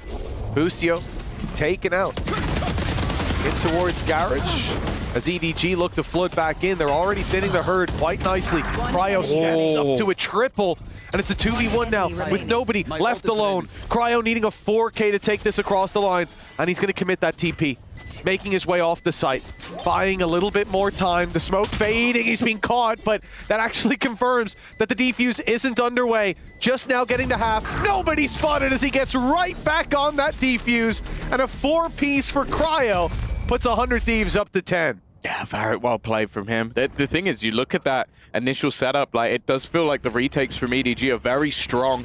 Already managing to, I think it was Smoggy catching out Boostio, and then the quick swing from Kankan giving them that man advantage, but Cryo was just a force to be reckoned with, just making sure that nobody was getting back out from that connector, from the double doors, and then in the 1v1 at the end, okay, it got a little dicey for a second where they doubted the smoke, but the second it came down to that tap, he was ready and raring to go. Operator in for Kankan. I mentioned it. It's always a difference maker on this defense, but he is in the wrong place at the wrong time in back-to-back rounds. Yeah, the A side's just been overrun again. Chichu, he's going back out. He's looking for the fight, and the information on the back of it, well worth it. The fact that he gets out of there without being punished is huge. Hunter's Fury put through, good tag, and the follow-up is there. Cryo down. EU left all alone. He's being flanked out, reads it, but can't land the shot. Well handled, and EDG, they're not letting this one slip without a fight. It feels like both teams had that sort of like switch flip in their head where they go, am I showing these guys too much respect? And I think that round from Chichu was exactly that. He goes, they may have the A site, but I'm going to swing and just take one of them out and get all of the information. So it allowed them to take that full mid control. They then did a lot alongside that sort of Hunter's Fury, and while the Arsena's swing out this time, it looks a little bit ridiculous when you watch it back. So much committed. I like that. Yeah, exactly as you said, Tom. Just Chichu going in deep for that pick, waiting them for Asuna to go pushing. I think he was 30 HP, and he manages to find a second. It's a great round from him. And I like to see EDG feeling that little bit more confident, because that was my fear. You know, losing to a team like 100 Thieves, or vice versa, going down to EDG, it's fine. But for EDG, that opening against Gen G, they got crushed. They looked deflated. And you don't want to see them, after that first half, I was worried we would, go out in that same fashion. Here, they've started to find their form again. A timeout called by 100 Thieves to correct that. But this is where it really does get scary for 100 Thieves. It's clear to see that this defensive side is definitely better for EDG. It's a lot more difficult for you to be disruptive, and they've started playing retake. They've started being more passive overall, like not taking these super aggressive fights unless they do it as a full squad. So 100 Thieves haven't been able to just catch a stray here and there or have their own defensive setups. This time at least. A little bit quicker towards middle, but just look at the purchase. That's all you... what? That's all you really needed to know. It's not all you need to know. What you need to know is somehow they got 2 opening picks with a Sheriff and a Classic, and now throwing in their ultimates to try and turn this round into a win. Well, they've got rifles to play with, or they did. Asuna's been dropped. That's the rifle on the floor. Soon to be recovered, perhaps. And it's Boostio to pick it on the way out, but he is immediately dealt with the Blade Storm of Concon. Now the operator in play. And it's only a Classic spamming through. EU tries to get them from the side, but no chance. They did very well to find those opening picks, but when push comes to shove, EDG are the ones coming out on top. 10-9, one behind after an abysmal first half. Yeah, this really is just quite an odd scenario where you see a Classic and a Sheriff win 2 fights versus 2 rifles in middle. I'm not really sure how that managed to go their way, but then the way that they come back into it, like none of the guns were actually retrieved by the attacking side, and then it's just trying to play post with much, much weaker weapons. Kankan now taking the lead in terms of the kills. That operator, ever present in his hand, he is so good that you almost feel like you need that sort of old school 100 Thieves strat. It's not avoid CNED, it's avoid Kankan. They've done a good job of it so far. Have they? He's got the most kills. Yeah. You look at the scene. Typically, they're going to the opposite side of where he is. The gamble's paying off. They avoid him for a bit. But it's kind of hard to avoid him on a retake. If he's not there, you wonder what the hell he's doing. Asuna good on the Chichu. Go! He's good for another 2. Sliding around with the shorty in hand. And he's going for more. All right. All right. That's Okay. ridiculous. The confidence certainly back in Asuna's body. What was that? I feel like he goes into flow state. Yeah. Like I can't imagine that anyone's brain is ticking that quickly that he's like, I'm gonna do this, I'm gonna pick this up, I'm gonna go with the shorty, I'm gonna pick up the op, I'm gonna then go for a no scope. Like it's just like my eyes can't keep up with what he's doing. So I think he is just, it's like he's entered the Matrix, and then, yeah, it's like going for a sliding no-scope at the end. It'd be different if, like, he didn't have a rifle, but he intentionally picked up an op and went, I'm going to slide in a no-scope this guy. Like, the confidence you need to pull that out in what is now a very close game. If this was the end of the first half, it'd be like, oh, well, you know, he's been frying, so they're in a very dominant spot. A timeout called here by EDG. And this is what I was saying as well, where like Concon's impact, even looking at the attack side, the only round they won after that 3-1 lead was opening pick by Concon, and then map control played after.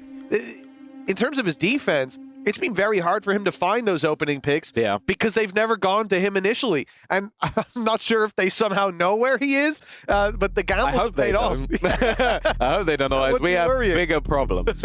But no, I think it has just been a bit of a gamble, maybe figuring out based on other utility where he's been set up. It could be that, but a lot of it does feel like he just takes an angle and then they just don't go that way. So it's going to leave them in a bit of an awkward spot for this round. The finance is definitely not the best for EDG, but I think they don't want to leave themselves out to dry. And yeah, Glass Cannon, that was how he got that 4th round in the previous half. Unfortunately, though, at least for now, it does seem like he's not in the right place again. Yeah, everybody else has got credits for the next. It's just Concon on that op that doesn't... If things don't go their way, they'll be looking to save that. And the problem is, again, the op, the big investment, is on the A site. No one is on the A side, with the exception of Boostio's being left behind to lurk out that space. But hold on. They took Garage, they looked for a C play, but now they come back in the other direction. Concon waiting patiently, and he finds his reward. An opening pick, a second on the follow-up, a bold choice to continue trying to challenge. EU's got the spike. It would be brave. Indeed, he did end up swinging it after hearing the dash back. He'll creep up behind late. Asuna, EU, finding some. Boostio in there for a double. And now it's winnable for 100 Thieves. Concon did what he could, but Chichu takes a double spray. Both headshots. We need that in the replay. I don't know how he got a double there. The round ended so fast, I was like, he can't have won. Because it shouldn't it's like, be... Oh, it's a 1v1 now. It shouldn't be possible, but no, he gets both headshots in the same spray. That's madness. Like, the way the round started, yeah, EDG probably should have won the round, but like... Oh my god, they even played it together. That's brutal. That's so brutal. Oh, this is a nice spot. What an unbelievable spray down. Concon was sat there thinking, what more can I do, man? Double open and pick. Trying to carry them through, and in the end, they get there. Op saved, full economy, 11 to 10. That play right there just saved the game for EDG. That'll keep you up at night. That's what I'm going to say. That's a round that'll keep you up at night. If this round, this game, this map ends up going in the other direction. And while this time, they know where the Concon op is. But I have a feeling that's by design. Yep, look at him. Look at him on the map. Immediately shoots 2 shots through the smoke and goes the other way. Because he's thinking, they're trying to avoid me. You could try and avoid Concon, but he's in your head as well as you're in his. But it has been the difference maker. One sees there for the opening fight. One sees the one picking them off. They've been winning the round. And again, he'll be here. The first shot into a decoy. Now they know what they're facing. Asuna diving around. Cryo gets one, but immediately traded out. The Hunter's Fury chasing Concon, but it won't delete him. But nobody falls. The numbers are back to a 3v3. The flank watch by EU could pay off dividends, with Chichu sneaking his way past the cage active, but that gives away his spot. Concon from heaven, making it difficult. This is where EU needs to move, and he's heard the steps. He knows that Chichu's here. This should be an easy equalizer. Xander looking the right way, had all the info to play with, and we're down to a 2v2. Round that could end up deciding the map. Oh, it's the EU shot. I thought for a second that Concon had managed to make that work, but he hasn't. And now left on to Smoggy. A man known for those high impact moments, but EU has discovered him. He knows that there's 2 angles that he needs to clear. Smoggy trying to find that second player, and he's just not quick enough. Xander is going to get them to 12. A game that started in fairly dominant fashion, but has quickly turned into a banger. 12 and 10, 1 more needed. And I think that economy-wise, it's going to be a little bit more interesting. Be faster. For EDG in this round. I'm not sure they'll be able to get the op. Oh, it'll be a struggle, and what a blow that would be. Concon happy to even take it out glass cannon, and he's made all the difference with it. But yeah, look at that buy. It's miserable. Now, the ults are in their favor. That could buy them 1 extra round. That could get them into a better position to fight for this map, to fight for OT. I have retrieved the spike. Rolling Thunder and Hunter's Fury. But if it comes down to an opening duel with just the weapons in hand, they are not favored in the majority of those fights. The 100 Thieves, knowing that, obviously, they're just looking for a direct approach on C. Late play by Xander, watching the flank. Boostio, your designated planter. He slowed, though, for a moment.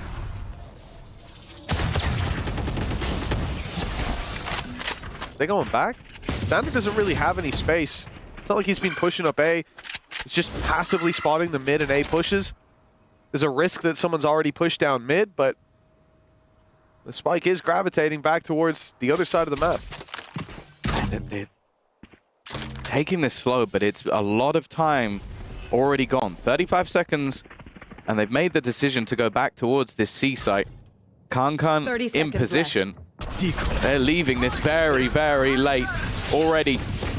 I think that's the Hunter's Fury going through. One player has made it in, and they have managed to, I believe, reveal that Chichu is on this corner. They know he's here, but he still wins the fight. 15 seconds, they've got to try and make that run, and in fact, they're going to go back towards the B site, right into the hands of Kankan, who's just waiting for them and shutting them all down. 4 kills for Kankan, but it really feels like 100 Thieves have kind of fumbled the bag there. Yeah, I'm not sure about the idea behind that round. You even see for a moment they wanted to go to the A site, and that was the right call. The site was wide open. A big gamble by EDG, sticking in position on C, thinking that they'll come back there eventually, and they did.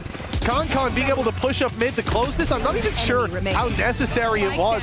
They would have had to sprint into B, and even just a pick on the planter from Connector would have closed that one out. It's a really interesting round from 100 Thieves, and it feels like they just reached a point of desperation. They had to make a play, any play, and they gambled wrong. I'll be honest, probably about 30 seconds left, I was like, okay, they've got to try and go for like a B play at this point. They've got no information other than they've sent one in, and that guy has gone, okay, there's at least a couple of players here. I think they even then got the reveal of the person in the corner.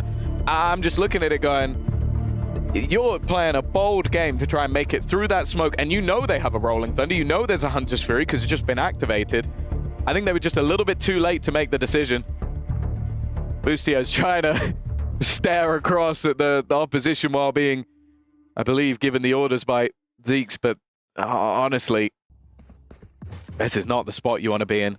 Arsenal, they've been farming his ult up quite a bit, like giving him the orbs on C long, so that's going to be online alongside a Bucky. Boostio down to a pistol. He's not the best game individually, so again, there's opportunities. I'm more worried about EU not having a rifle. That guy's been probably their best player. Yeah, tough to wallbang with the Stinger, so... Kankan after the 4K has decided, you know what, a rifle will do. If it works, it works. It certainly did for him. Overtime possible here for EDG. Asana's dove into that back site. Ult activated as Cryo gets traded out. Here's Asana's moment. What? Kankan to shut him down.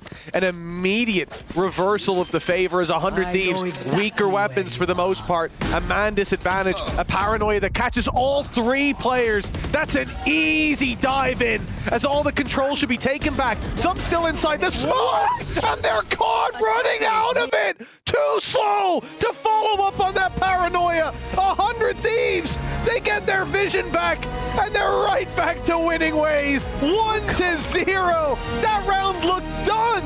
I can't believe they closed it like that. Like the fact that that turned into a 2 versus 4, and then both players just hitting 2 taps in a matter of seconds. It looked like everything needed to be done by EDG have been done to take us to overtime. But in the end, it wasn't enough. They will head to their own map choice in a deficit as they've got to try and turn this one around.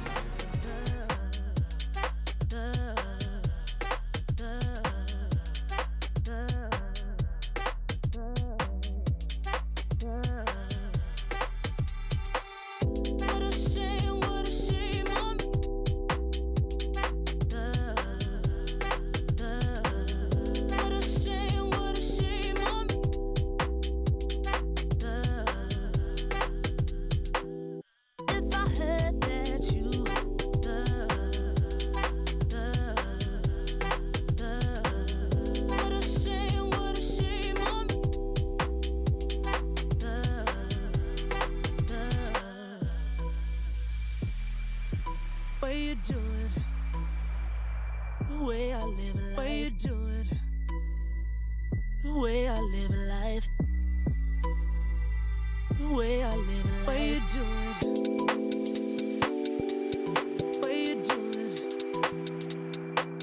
I live, way you do it.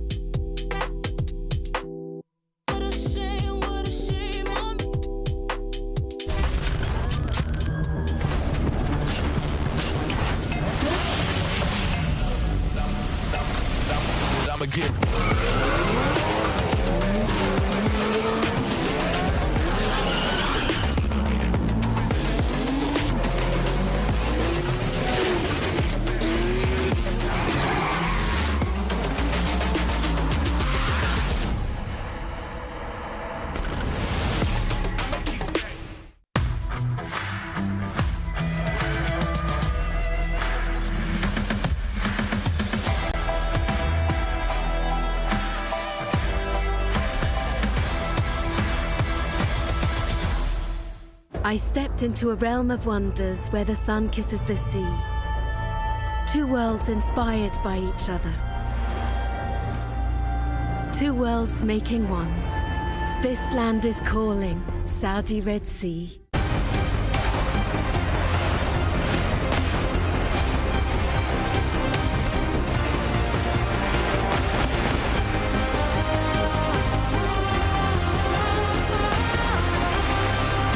Welcome to EWC 2025, where we have got, for the first time ever, Valorant players on site ready to compete. I'm going to be giving you an image. There's going to be a map from Valorant, but we have altered something in this mini-maps. It's for you to tell me what has changed. This map is Ascent. Everything's in place right now. I don't know what I don't know what. It's just not there. What's going on there? For whatever this is, I couldn't even describe it. Just, oh yeah, 2 ways to go in this spawn. Name the map and get into business. Map, Pearl. What is that? This is not there. I wish it was there. I would take this duel every round. That should not be there for sure. Are you sure? Yes. Yeah. Something tells me you're gonna like this one. Icebox, here we go. Wait, I don't know what it is. I think that this is the kind of thing that either you spot it in the first 10 seconds or you're gonna be looking at it forever. Oh, I know what it is. You know what it is? Okay, Brock, I'm gonna give you 5 seconds to spot it. Honestly, it's pretty hard for you. Right here, right here. Oh my god! Okay, I like this. Okay. What is this map? Bro, oh, can I look? It's no. You know it's split, right? Split. It's already wrong. It can't be that big. This map is small. Actually, there is a same thing here. That's a tough one, and you got it. Yeah. That is the bit. Well spotted. This is Abyss. Yeah. Looks like this. We have... Oh, this. Exactly, that does not exist. Good job, Abyss. Yeah. Excellent throw. Excellent okay, I'm locked in. I'm locked in. Thanks for letting us know. Since I can show you. Okay, 3, 2, 1. Map? Haven. This. Yes! Loser. Yeah, but it's closer to you, so you have more time. Look, if it was this way around, I would say. Okay, bro, get better. I need you to stop fighting, guys. You know, I need you to fight against other. Okay, well, thank you very much, guys, for joining us today for this game. Definitely best of luck in your games, and thank you very much for watching. Thank you very much. Okay.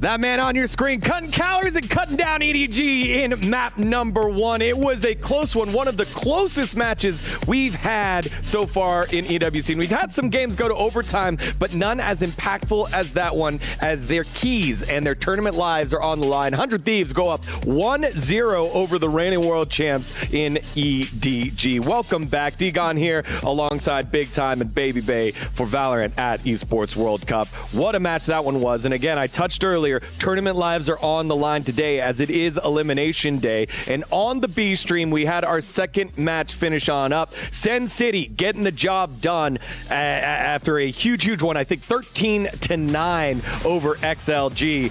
And the VCT China champs, again, we all rated them somewhere in the middle of the pack. Sentinels, they had a good Masters Toronto, but didn't quite fire off in that first round. You're getting worried that maybe they get eliminated early, but not the case here, Baby Bay. Yeah, and I mean, let's just talk about this man on the screen, though, for the time being, because Asuna just dominated in this matchup. It was very close, though. I felt like for a second, EDG were going to be able to bring this one all the way back off of the back of some great operator shots from Conqueror. Yeah, I mean, I was getting worried for 100 Thieves. Honestly, I really thought that comeback was on, even down to the very last round when I felt like it was EDG's. And 100 Thieves snatch it out of nowhere, which is just insane from them. But a really well-deserved win. And like you say, Asuna really going crazy. This man has been on 100 Thieves for probably about as long as I've been alive. So he's born there. I think he'll die there. But he really exemplifies what what it means to be 100 Thieves. Yeah, 100 Thieves, again, rolling pretty good here. Now, let's take a look at that update there from the Sentinels and XLG match. And it was a 13-9 Sentinels. After pauses and a pushback in map number 2 against XLG, they get over the hump. Yeah, I mean, the fact that this even goes 3 maps, I think is something that we all didn't expect. You know, XLG going in with a coach, you know, in this tournament. I mean, come on. But Sen do get the job done. They dodge a bullet. They still have another one. The thing is, they're not through just yet. Exactly. Right? There's one more game, and that's the same for the winner of this game that we are in the middle of right now. So your lives are on the line, but you're absolutely not safe yet. You know, the goal for all these teams, get it out of the groups. Yeah, hey, now big time, one of the big ones here early on that set the stage for that match between 100 Thieves and EDG was round number 5. Let's take a look at that one here, because again, the train was rolling here for EDG, and it got stopped by 100 Thieves. Sorry, just real quick. This is such an NA, this is such a 100 Thieves play. I've seen them do this set play so many times in VCT North America, and to see them bring it here on an international stage and see it work and kind of suck the momentum out of EDG because of it, it's just so clean. And we talked about the initiator setting up utility. Yeah, exactly. That's really why we wanted to show you this, because it's like the men behind the duelist, right? They're really able to enable him. This map, it was Asuna going absolutely crazy, but yeah, 100 Thieves using stuff that they use all the time in NA. They're not coming here making massive sweeping changes. They're using what they know, and yeah, very classic NA style, as you know all about, baby. Yeah, just completely running it down C-Long. The crazy thing is, I've seen them do that back to back to back to back before. Yeah. And I'm just like, you're tripling down? It's insane. All right, well, with that, 100 Thieves on the cusp of knocking out the world champs. On the call, let's send it back on over to Mitch, Man, and Tom. Thank you, D-Gon. Yes, it's time to see if EDG can bounce back now that we're on to Sunset, their battleground, and somewhere that I think they will have a little bit more favor. If this was as dominant as that first half, I wouldn't be in the EDG camp. I wouldn't have a lot of faith. But they bounced back, made it damn close in the end, and a 4v2 is what ended up sending them out of Haven. This one, I'm expecting to be bringing us to a third. Yeah, I think it would be interesting to see how it goes. I'm glad, of course, that we have an expert like Baby Bay, the king of running it down on the desk, because that's when I watched his career, that's what it was. I do remember you playing Phoenix on Ascent once, which I'm now only bringing up because it's funny. I think he got 3 kills, but we'll carry on. But when it came to the running it down, Baby Ray was the best. He's very close to where I am. I hope he doesn't come beat me up. He's too friendly. The best, at least the most consistent. Yeah, it didn't mean he was getting the kills. He was running it down. But he did run it down. He ran very fast. From hell or high very water. fast, very quick. We love you, I promise. Either way, we're getting into the compositions. Like, we haven't seen them play, obviously, the Sunset since it's been added back in, and they have gone for, you might be thinking, hey, that comp looks very familiar. It's almost like we have just seen it on the previous map. And that is because we have just seen it on the previous map. This is the exact same comp, and I don't mind it. The sort of flashy, aggressive style that they brought out was clearly something very difficult for EDG to deal with. It did work, okay, it sort of ground to a halt a little bit on their attack side, but guess what? They're starting on the defense, so it doesn't matter. Well, exactly, which, you know, I think for Asuna is a more aggressive side than when they moved to the attack.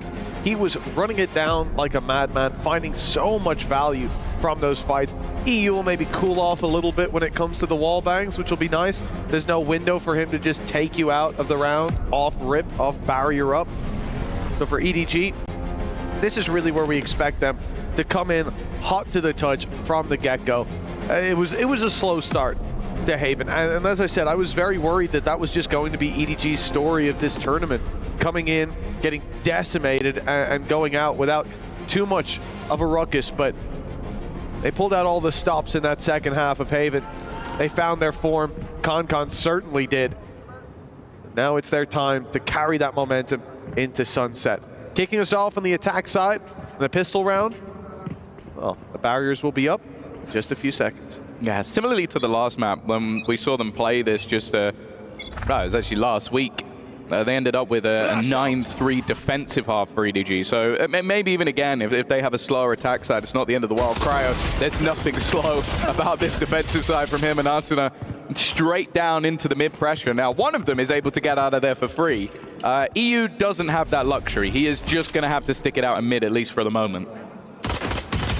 He's got backup. Boostio's here. Had a tough first map, but he's putting himself on the board early here. Con, oh, a few missed shots. That was almost EU sent out of the round. Nobody on his way up to do, or at least make an attempt at the same. He's wallbanged EU down to half. Prowler's on its way. And that's going to get the players out to the site. EU, not much that he can do about this. Oh, wait, he goes in for one anyways. He's hit a wallbang headshot. ZJC desperately low. Picked off by Cryo. An easy follow-up onto a Con, it should be, with 10 HP. And with nobody gone, this round done and dusted. Fittingly, a wallbang to close it out. I was going to say, it's another spam. That spam kill was not aimed for ZJC, and he's the one that dies to it in the earlier battle. Like, the man is feeling cursed right now. Needs to go back to his old name if he wants to get a little bit of luck. But no, it is going to be the pistol going in the direction of 100 Thieves. Of course, I believe on the last map it was both went the way of EDG. So they had those strong starts and even still didn't manage to close out the map, even when maybe they should have at least taken us to overtime. For 100 Thieves, I think they're going to be very happy starting on this defensive side, because firstly, there is no tape on what they were going to be doing. They haven't played it since its reintroduction.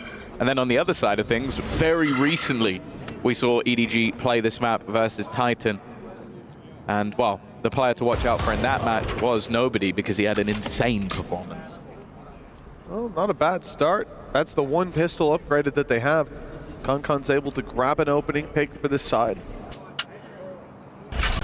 EDG's response is to execute into A stun being lined up, but Asuna's gone walkabout. The stun gives him away. Oh, that's unfortunate.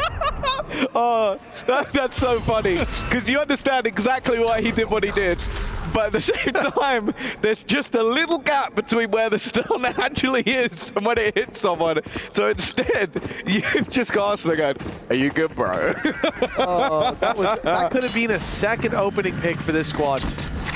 Very valuable one indeed. Oh, Con, he's threading the needle. That's a big gap left open. They have to be aware of it. Surely, no, they're not even looking.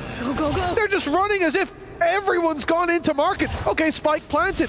Recovered weapon. Con now coming around with a Guardian, but he thought that was the last rotator. Xander was a little deeper. Asuna, it's a little shaky, but he gets there onto Chichu, and a lot of the danger of this round already subsiding. EDG need a big play. Both players with classics in hand. Okay, nobody. That's one found, but all that she wrote. Still, 2 players left alive for 100 Thieves. All things considered, that's a great round for EDG. They came in with a sheriff and nothing else. Did they both walk past the spike at the end?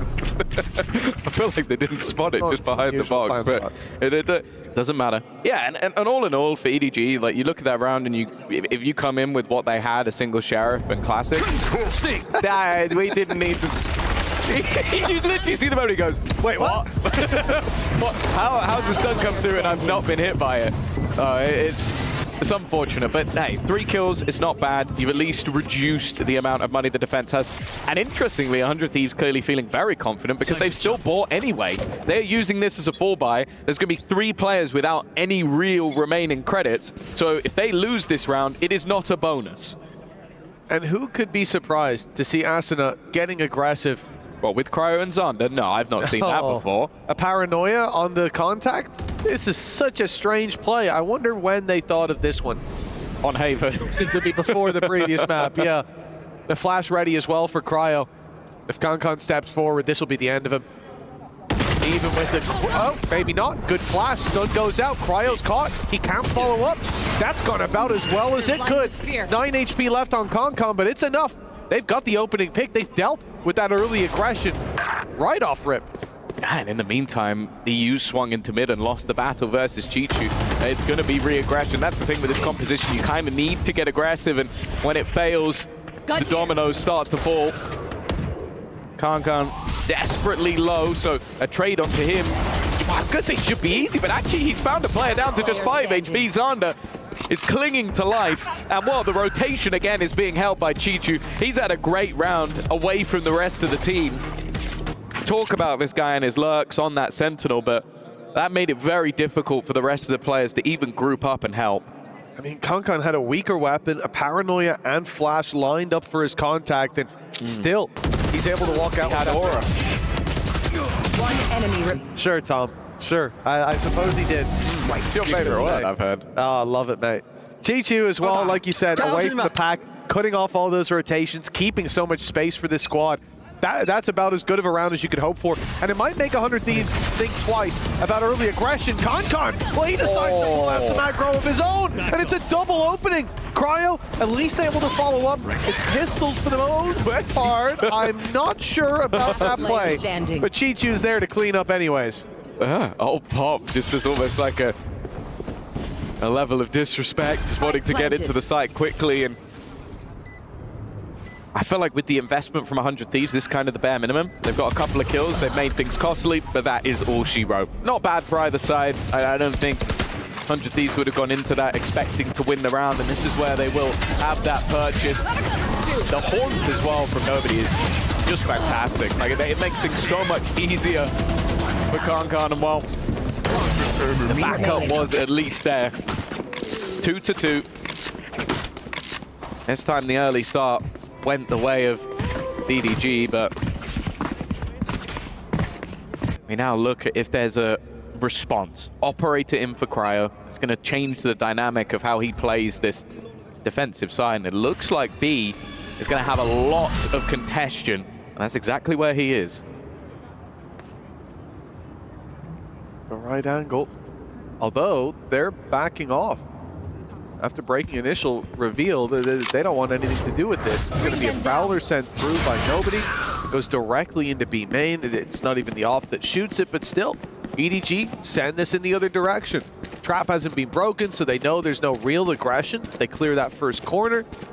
And, well, a lot of steps being made by Nobody. That's going to be a quick acceleration into this site. Still, though, one of the players waiting for them is Asuna, and he's good for a double. That's 100 Thieves with a quick response. Boostio gets one before falling. Asuna does end up going by the wayside, but it's still a 1v3 needed for Smoggy. This is a lot to ask. Manages to reposition and has actually found a slight gap, but I think very quickly EU makes that realization of, okay, there's one spot that he could have gone that we're not currently covering, and immediately fills the gap in. Even still, Smoggy has managed to hit the headshot, but he's completely blinded, still makes it around the corner. The B site is open, but he's not necessarily looking to go there without at least finding the kill. EU playing this one incredibly safe. 30 HP. Okay, a plant should at least go his way, but the round, no chance. Even the plant, I'm not sure. He's running a knife out, gets there a little late, but I mean, quickly puts him to bed. Another round for 100 Thieves, and Asuna, definitely the player you look to. This is the reason they're able to find that. He shut down that split immediately, cut one head off the snake, and none really grew back. This is a lot of what has been the story of this game. Asuna in positions where you kind of expect maybe that he'll get one, maybe he'll do a little bit of damage, but he's been over-delivering in every position he finds himself in. And how good's your lip reading? Not good enough. Okay. Their fears betrayed them. You might have said, I got my one. Off in play for Cryo. It's gone mid this time, but they're bypassing it yet again. EDG, direct play to A. No Asuna this time to hold on to control. Good reveal. Great reveal, in fact. Somehow Kankan still gets one. The spam takes down EU. And now Xander, oh, he's TP'd into the breach util. A shock for him for sure. Still manages to get one, but EDG have all the information. The player behind. Oh, okay. Both. Yeah, both players have that additional information. Nice shot from Boostio at least, but the remaining two have made it difficult. The IGL having to try and take this over the line, and he's managed to get rid of ZJC. Both players with knowledge of the other. Smoggy healthier and will be there to close. a close round for either side and a decent attempt coming out from Busio in that remaining position, but it will be Smoggy to get it over the line. Another round for EDG, and I actually really like the call in that round. Like, you've gone for that aggressive A-side push, you get shut down immediately. They double down on it. You're not going to stack up that position twice. And well, their gamble pays off. It's all about that short fight.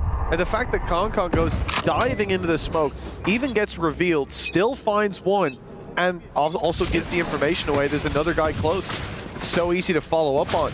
Cage to deny some of that early aggression.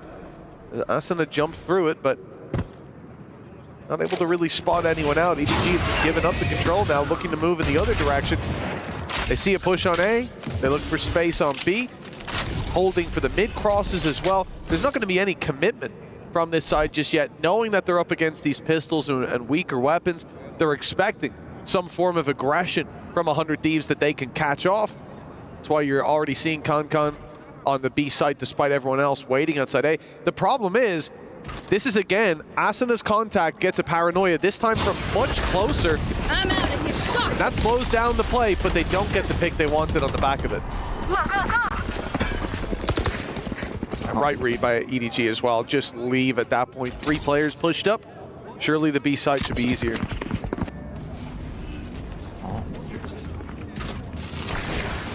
A little bit awkward with the weaponry for Concon. They haven't checked the corner, and Cryo's got away with 2. It's a good thing that Chichu manages to find that trade, or this could have got truly dangerous for EU's also then thrown in a Hunter's Fury. A little bit too much distance between him and ZJC for that kill to come through. It was desperately close, but he at least tagged him up once, leaving the breach low. 45 HP. A rolling. Oh, a shock dart to the face! Smoggy has to do it all now. They don't have that rolling thunder to work off of. It's all down to him. And EU with his 3rd kill of the round. Hunter's Fury, shock dart and a stinger. And it's enough to give 100 Thieves a 4th.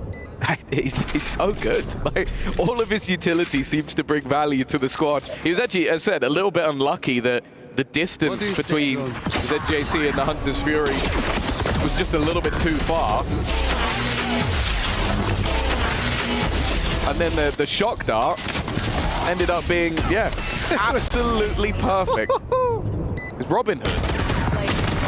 That was a wonderful round. A double classic kill, a stinger, a shock dart, and a Hunter's Fury. I mean, it's not a nice one to lose. You can see that EDG, this was their chance to build up, to gain the lead first of all, and maybe even build up a couple of rounds, put 100 Thieves economy in the bin, winning this one, and run away with the lead. Instead, they've been punished. They're put down to pistols. A rifle on Smoggy is all that they have to work with. He's hiding inside a smoke as somehow an entire portion of the map has gone EDG's way. They're already swinging him behind. Concon's got a double with a Sheriff. Smoggy strikes towards the A site, and with a TP in, they're now ready to fight with 3 weapons in a 5v2. And these last couple of rounds have just been utter madness. Like, the supportive utility that was about to be put into play for Concon became completely useless because he killed both players before it hit. Just so you know, he headshot both, and then the Rolling Thunder went afterwards. Or just okay, we've bounced their corpses a little bit off the ground. Like, that was just pure individual menace. And the worst thing is, 100 Thieves knew he was there. They were spamming him. They spotted him. My favorite part about that was your explanation of the Rolling Thunder was a visual cue that nobody can see us right now. No, I was talking to you. Oh, okay. Well, I mean, I got it. It was very good. Exactly. I wish we could have shared that with the world, but Go. So basically what you're saying is you want the return of the TikTok stream. Absolutely, Tom. I mean, I'm doing all these dances for nothing right now. What's the point? 4-4. If anything, I'm seeing too much movement. Look at that, man. There goes the Rolling Thunder, see? Yeah, the movement. Yeah. I don't even like seeing it in the game, And Tom. then he did a handstand. Oh, look at him go. Oh, Tom, you're going crazy. Oh, God, if you guys could have seen that. He did a flip into a handstand. Unbelievable.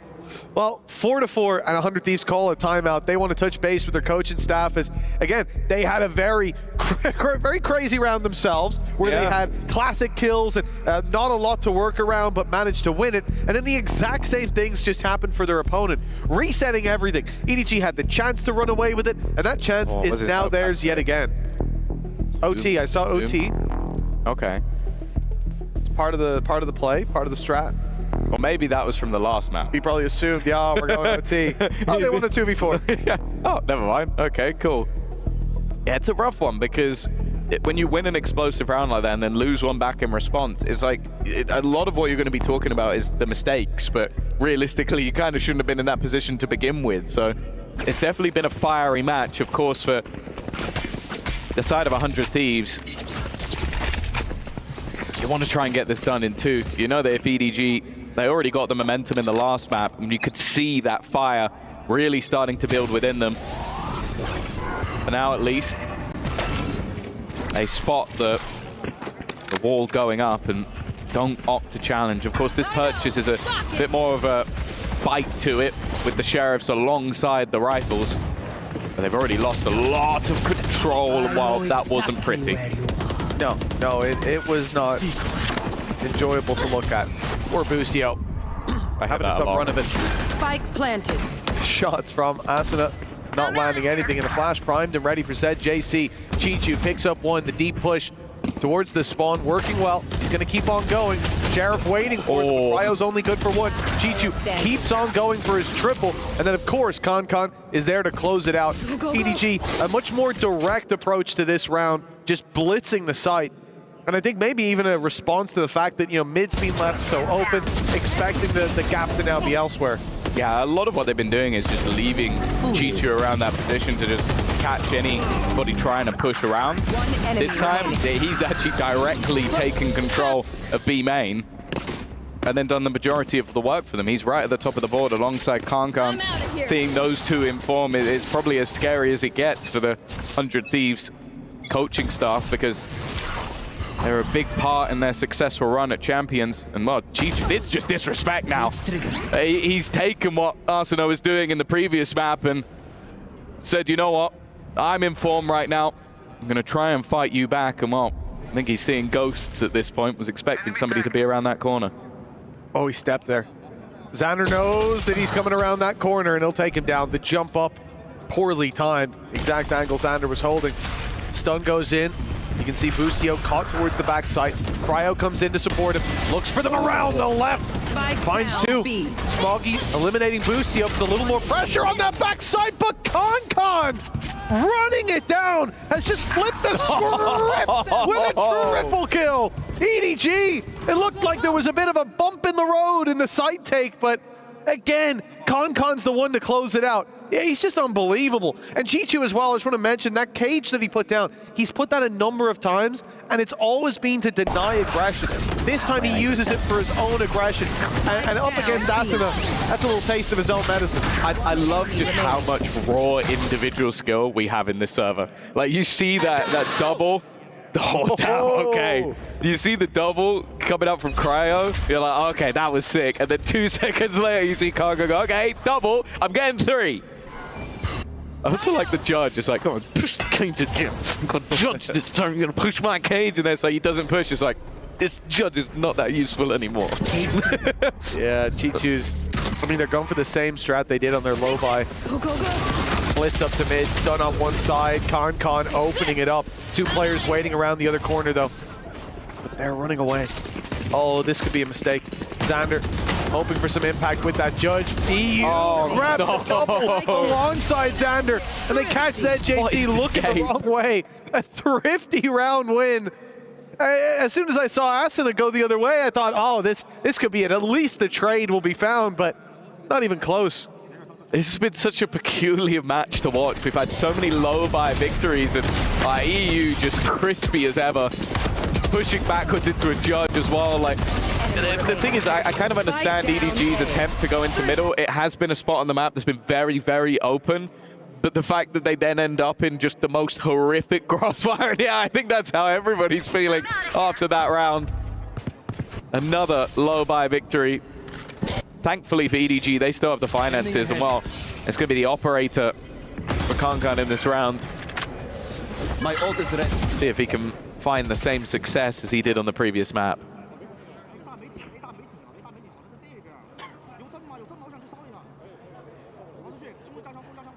Only one round to play for it.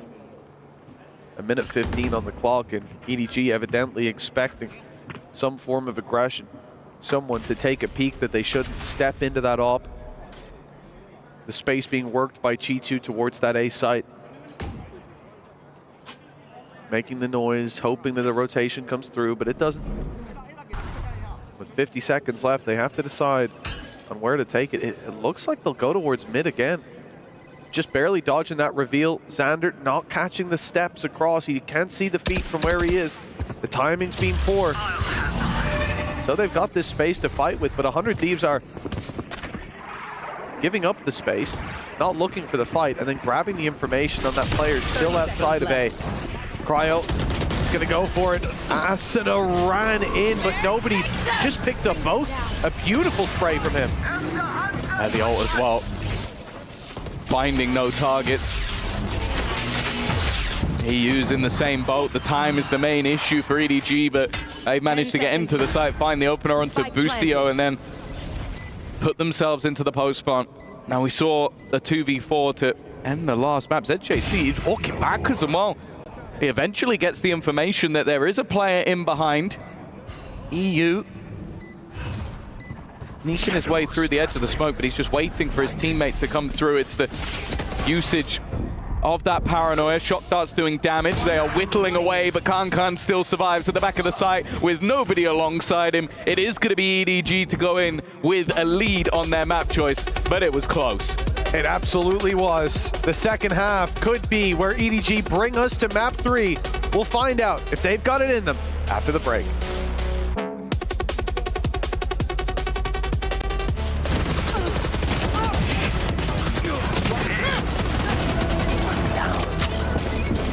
Enemy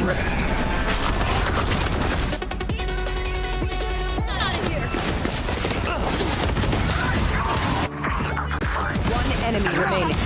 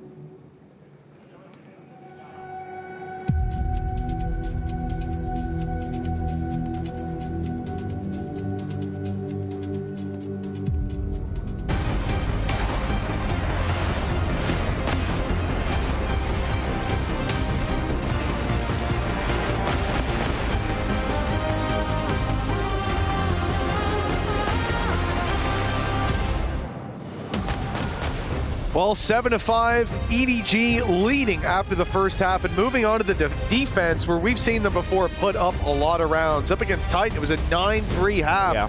Definitely looking like this could be their map. Tom, we saw 100 Thieves though. They tapered off a little bit towards the end. It looked like there was a lot of control there for EDG. They were pushing and pulling the map very nicely. Now that they're on the attack though, we could see 100 Thieves bounce back with their hands on the reins. But that's the thing. The advantage that 100 Thieves had coming into this map is firstly, you left open a map you haven't played. Chances are, as one of your opponent's better maps, they're going to pick it. So I think they knew it was coming. So that's why I'd look at as an opportunity, is you have this hyper-aggressive comp, you have this double duelist, you have Cryo who can take a lot of space without having as much of a risk. I think if they've let this go through, There is a very good reason for that. Nobody, though, already in a solid position. And well, you could kind of see why they had such a dominant defensive side if he's going to be doing stuff like that all half. He's been reliable. You think back to one of the last rounds, Asuna and Cryo go swinging into him, and he takes both down with a beautiful spray transfer. And I like the discipline, too. Here he finds a double and backs off. He's in spawn right now as they push down on mid as a response, completely surrounding these last players and leaving EU and Xander in a 2 versus 5. Very much winnable, but not when they stack up like that. Swinging in was Smoggy with 8 on the board now. EDG have their lead extended. But for 100 Thieves, like you said, they've got that double duelist. There's weaknesses to that on the defense. You expect to see a little bit more from them here on the attack, certainly comp-wise. And in terms of preparation, for a map that you don't play a lot, I think you will be punished more on the defense in terms of your reactions, your rotations, and we definitely got to see that in the first half. Here could be a little bit more of comfort. Yeah, my only worry is that I think when you look back at the last map, which when you're running exactly the same comp you can, they sort of struggled when the element of surprise was lost, which is normally the case on the attack side. Like, you will expect players to run through a blitz, especially Neon has been a mainstay on this map for quite a while. 2 players have just immediately died in middle as well. Like, that was just maybe a jiggle peek. It didn't even look like they went that far. The remainder just trying to get in, and of course this is nothing invested. So even a kill here would be nice, especially when there's investment on every single play. Even ZJC has gone for a stinger, so they can at least drop a gun. It's not looking too likely. Oh, there you go. At least one. It will be the stinger that is gone in the end, but hey, the 4 rifles remain. Yeah, that's the main thing. A very little impact realistically, and a solid shutdown. A brave play on a round like this to go swinging into mid. We didn't get to see it on the stream, but here you go. There was no smoke down, nothing like that. Just a wild walk-up that was spotted and dealt with immediately. And I think one of the worrying factors, I suppose, is that EDG, on the previous map, I'm out of here. we saw them a number of times on their attack wait for the aggression and still get rolled. Here, well, like, I think Asuna has, what, 6 kills coming out of that first half? Like, they have dealt with every single piece of defender aggression that was put down easily at times. And so for 100 Thieves, then, if that's not working, well, that's all that was working, really, and what you need to be working about this composition. Yeah, I think as well, just the comfort of Kankan on that Neon.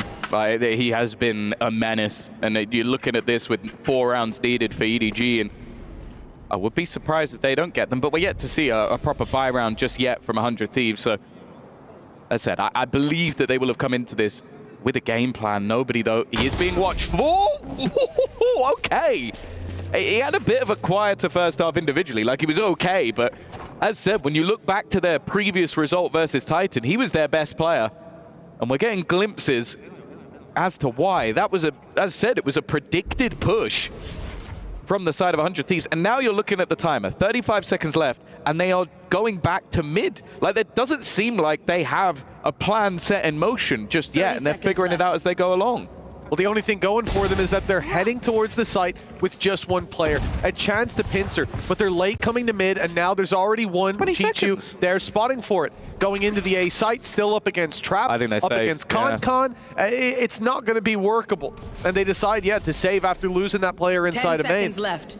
It definitely seemed a little bit de-synergized. Those 2 players are sitting towards tiles, not crossing mid, not moving in. That is a bold play from Con, but you understand why. Confidence is sky high. Also, realistically, what has he lost? He's lost a Bulldog in a bonus round. Why does he care? He's going to either upgrade to an operator or upgrade to another rifle. He's trying to remove some of their guns and maybe upgrade for free. So his teammates out there with a Ghost is probably thinking, I would have taken that. I would have had that. I think if you're a teammate of Kankan, unfortunately, you have to accept the fact that you are not Kankan, and so the decisions he makes, you're not allowed to question. I mean, to be fair, probably 9 times out of 10 he gets that kill and then goes, hey, I've got a battle for you. So, fair enough. He's also currently 19-9, so I think if you went, I don't think that was the right play, go, Press tab. And shut up. Who do you think you are? And here he goes again, and that's why. Oh, well, EU, he got to win the fight last time around, but that's the upgrade. See, he's got a Phantom now. Busio tried his best to save EU there. He threw down a cage, but Concon's just too quick in following up on that aggression. The benefit, as you said, the comfort of the Neon here shining through. Surprising EDG, you know, they're in a 5v4, and Chichu's making, again, you see this discipline, the wise call of not playing on the A side. If they need to play retake, they will. But if he stands there and goes down, now all of a sudden numbers are even, and it's a different game altogether. Instead, look at the minimap. They group up. It's going to be a full 5-player retake. It's a counter paranoia, though. Yeah, they're waiting for it. They're ready for the swarm. There goes the stun. Paranoia immediately thrown through. Bustio tries to make a play off it, but can't find anything. Concon leading the charge, but he is lost. Arsena, Cryo combining. A trade back at least, but it's Cryo once again. He's been having a solid game, and now that advantage swings firmly in the favor of 100 Thieves. It's going to be left all on to Chichu. Chances slim as the swing back from Cryo. It is a superb round from him individually.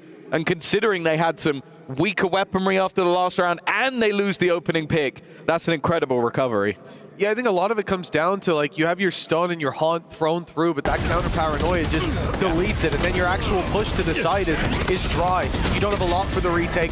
You just swing it on in, and those picks being won out by Cryo, by Xander over towards short as well. Pivotal to keep this under their control. 100 Thieves, they win out in round 4 of this half after 3 in a row for EDG, but the big danger has now just come online. Concon with an operator. You bet your ass he's playing aggressive. Straight down the mid. He spotted the barrel. Blood in the water. And he's eating good tonight. That's Asuna down and out already. Ooh.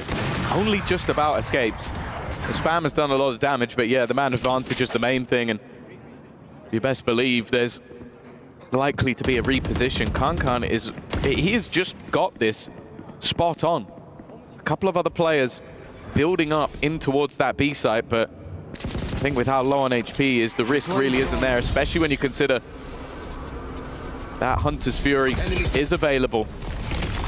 Now the idea from EU is sell a fake, sell a ruse, try and bait them into a rotation, and he has at least kept players on the A site. The problem is, if Concon hits this first shot, the round almost feels like it's over. Well, he's hit it, but not on the player. It was only the decoy. The stun got Chichu the pick, though, down to 2 HP. When he could tank a body shot, it was a different game, but now just one needed in return. One shot from any weapon, and he's down and out. Xander's the one to land it. Smoggy, though, has kept things heavily in their favor. An accidental weapon swap for Xander, and he's trying to bait them in. But look at the 3 players pushing from the same angle. Jump spot to start. Beautifully handled there by Smoggy. Nobody's the one to find the kill that puts EDG up to 11. And we talked about this map. It's somewhere that should be favored to EDG. Looking at history, looking at the lack of history for 100 Thieves. And doing so dominantly certainly resets what we saw over on the previous map, where that first half was abysmal. But now, morale will be sky high going into that final map. Just 2 more rounds to lock it in. Yeah, I think definitely caught off guard by how 100 Thieves were playing that first map, but you could see it in the first half of this one. They were a lot more comfortable, and in the second half, the same seems to be the case. It's a last-ditch effort from the coaching staff.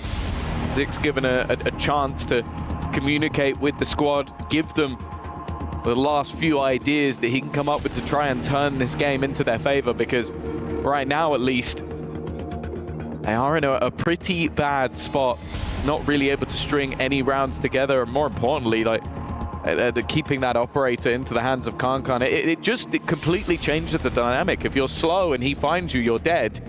And if you try and go for something pacey, he still might hit the shot. There's decent odds, I think probably like 70% plus, even if you're sliding at full speed, that he might still hit it. And that's then taken out of consideration that you still have to deal with Chichu, Smoggy, W, and ZJC, which is like, they're all doing pretty well.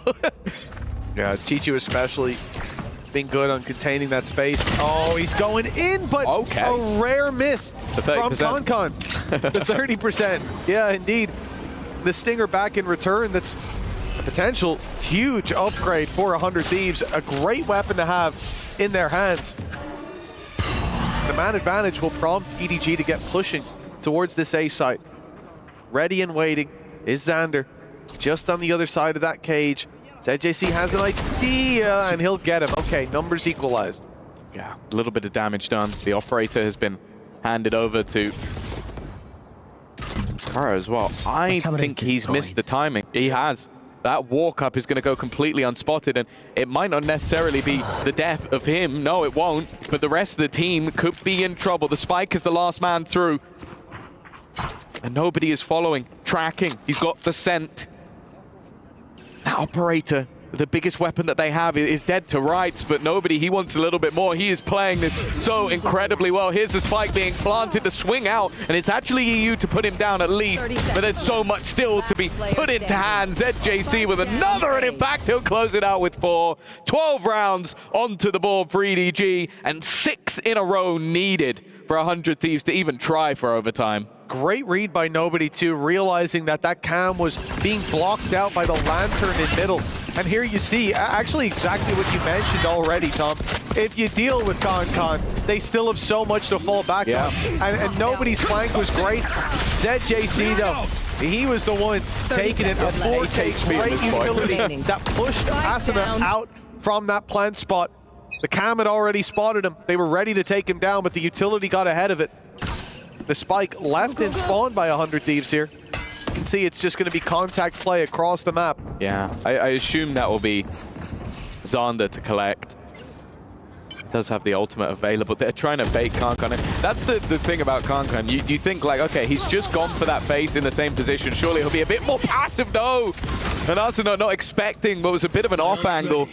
That's already as bad of a start as you could have. You've lost one, a second gone as well. Now the Spike has finally been reclaimed, but this is already feeling like too little too late. The TP at least puts a little bit of danger, but he's been seen. Yeah, the idea here, Nobody had already put Nightfall through. Didn't spot anyone. Gets past the first player, but now shot in the back. Okay. Xander and Cryo able to bring this back to even numbers. The timing. Oh, it's terrible for Cryo. He's picked off going into his ultimate. That should have been a free rotation. Information, droves of it. Smuggy. Oh, we're even wasn't quite the TP he was looking for, but he was gone into the smoke. Spike in hand, picked up Chichu. Con hot on his tail, swinging around. They're both in utility, but Xander gets his weapon out just in time. That was dangerously close, but 100 Thieves, they get at least one more round. If he'd won that, that would have been the worst round I've seen in Valorant this tournament by far. Like, that smoke and drone. Yeah, well, yeah, one player getting caught using their ultimate, one player get caught pushing, one player getting caught TPing, and almost 2 players being caught with utility. That was, wow, that was almost an absolute nightmare. Like, that was a split second between disaster. But hey, the 100 Thieves live to fight another day. 5 in a row needed. Operator still in hand for Kankan. Take flight. He's been battling for B main throughout the map so far. And although the Prowler doesn't get the information they want, after the drone is heard, they knew someone was there. Nobody has still just walked up, by the way. He has just taken that control for free. He's still going. He is still going. He's still going. Boostio's hiding at least behind the box, but he's going to be cleared. It's a free pick for Nobody. You know, not ideal to say the least. Chichu's got Asuna. Now we're down to a 4v3. Xander picks off another. Okay, that's Con dead. That's a big player out of the round. Nobody somehow backstabbing another before he's dropped. Gaps for 100 Thieves. And there's a second flanker coming up. ZJC's got a freebie, and that's the Spike on the floor. 30 seconds. EU has an idea, and he's even shot him through the wall, straight to the dome. 30 seconds left. But Smoggy still drawing breath. 25 seconds left. And look, they're just playing the regroup. ZJC back with his teammate now. 20 seconds left for EU. Time running desperately low, and he still has to get past ZJC. He's already tagged up the other player. It's winnable. 12 seconds. He's got to run. He's got to be fast, and he's got his knife out as he goes through the smoke. Smoggy's inside already, waiting for him to step on in. EDG, they've bought a third map in this series and done so dominantly. Yeah, it was a solid performance from them. You saw some life in the likes of Xander, who definitely put up a decent performance individually, and there was some competitive runs, some messy ones at that. But for EDG, they are not going to care. Scoreline is leveled, and there's still another to come.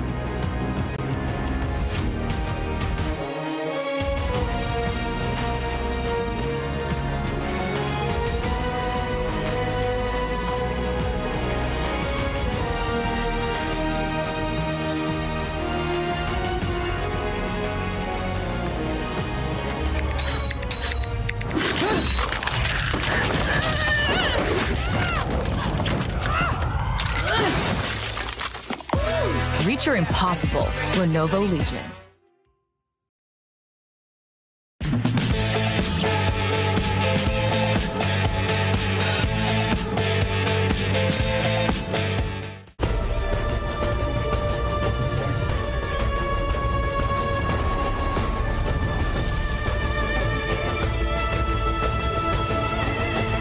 This land is calling.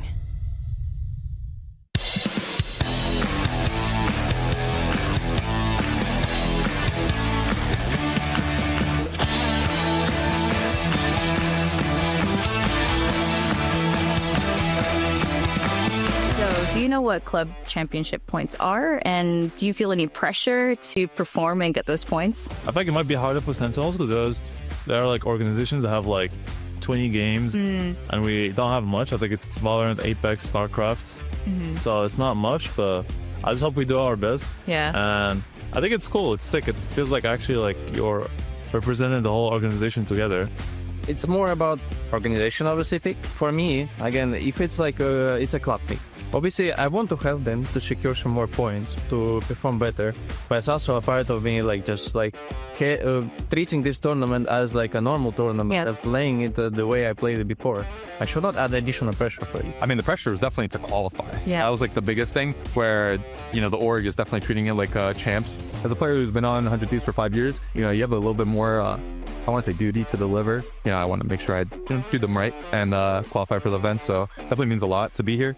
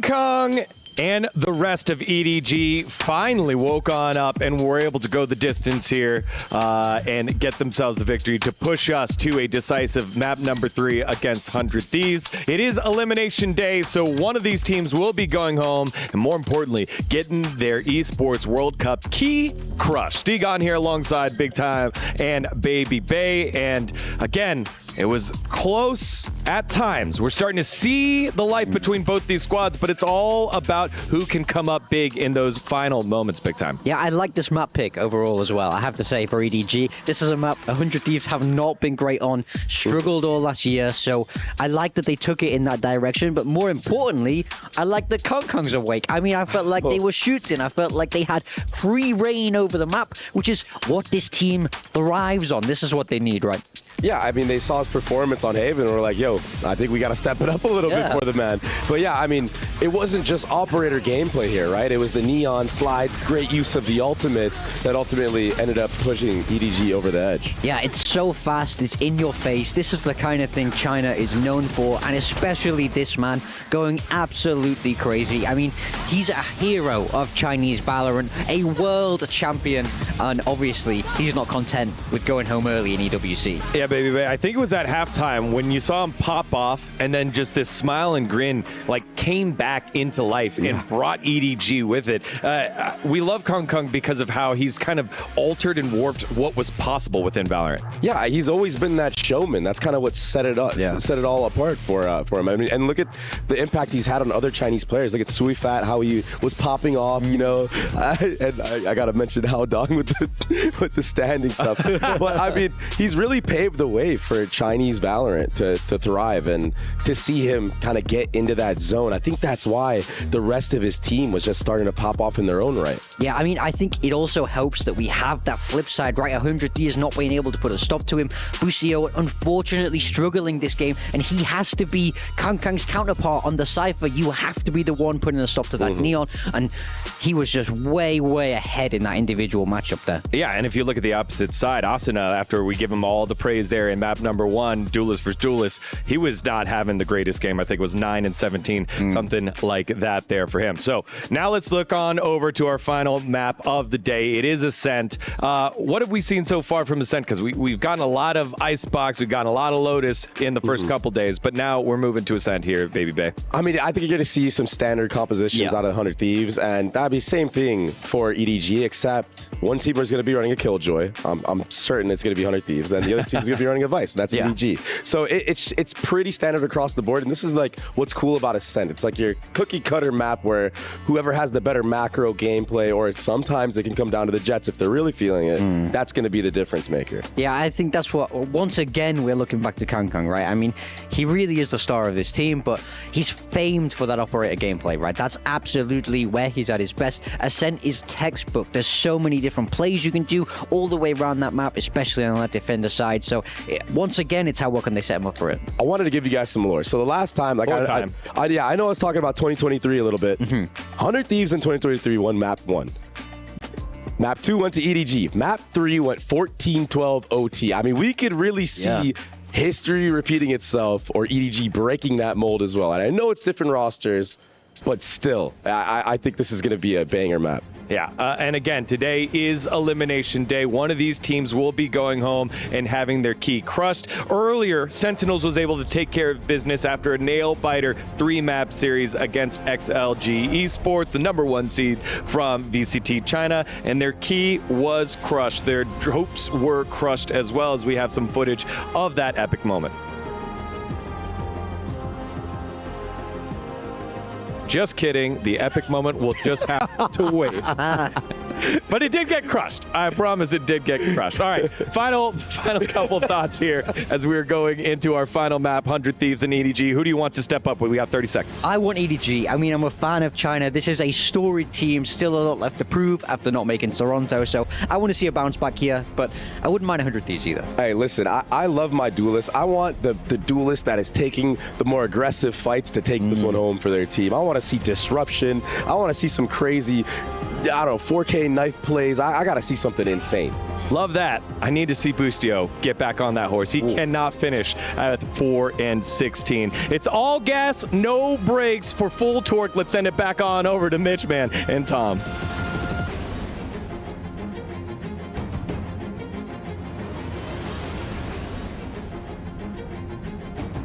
Thank you very much, Degon, and our wonderful analyst desk. You guys are looking great out there today, just like EDG were in that previous map, shutting down a lot of the things that were working for 100 Thieves in the previous. You look at Asuna and getting aggressive early on. It dominated over on Haven. EDG had such a problem on their attack side dealing with it.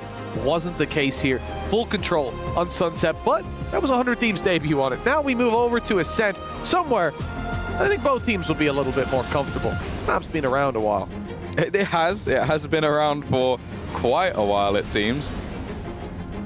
And I'm looking forward to what we're going to see here. Of course, the standard jet battle could be the more interesting of the two. Of course, a lot of sort of standardized compositions that have come in, but we did see Chichu at least, I believe last time he played, lean more into the Vice, which I have enjoyed at least seeing a little bit of play of Vice on this map. I think it was a Chronicle, right? It was playing it the other day. So, but hey, never mind. We don't have Vice, but we do have Waylay. Now, I'm not gonna lie to you. I wasn't expecting that. I think the only player that really springs to mind playing the Waylay, or at least that I remember casting, was Miniboo, and it wasn't great. I'll be honest with you. It didn't get, like, at least the slow, when he was throwing the slow, that was kind of cool, but it didn't have that much success. Well, it worked once, actually. Correct me if I'm wrong, for the viewers at home, like, Waylay is going to be a little bit different than when we saw Miniboo playing her. The faster pull-out time for the weapons, the stun, I think radius is bigger as well. And this will be somewhere that I guess Kankan could thrive. You think about how fast he's been getting into those angles, sliding in with the Neon, well, you're going to see the same kind of thing here. And also, I think the Refract, which is the teleport that you can place and then recall yourself to, it's now more similar, unless I'm mistaken, to the chamber recall. So the time that you have to be taken down after you press the key is very, very short now.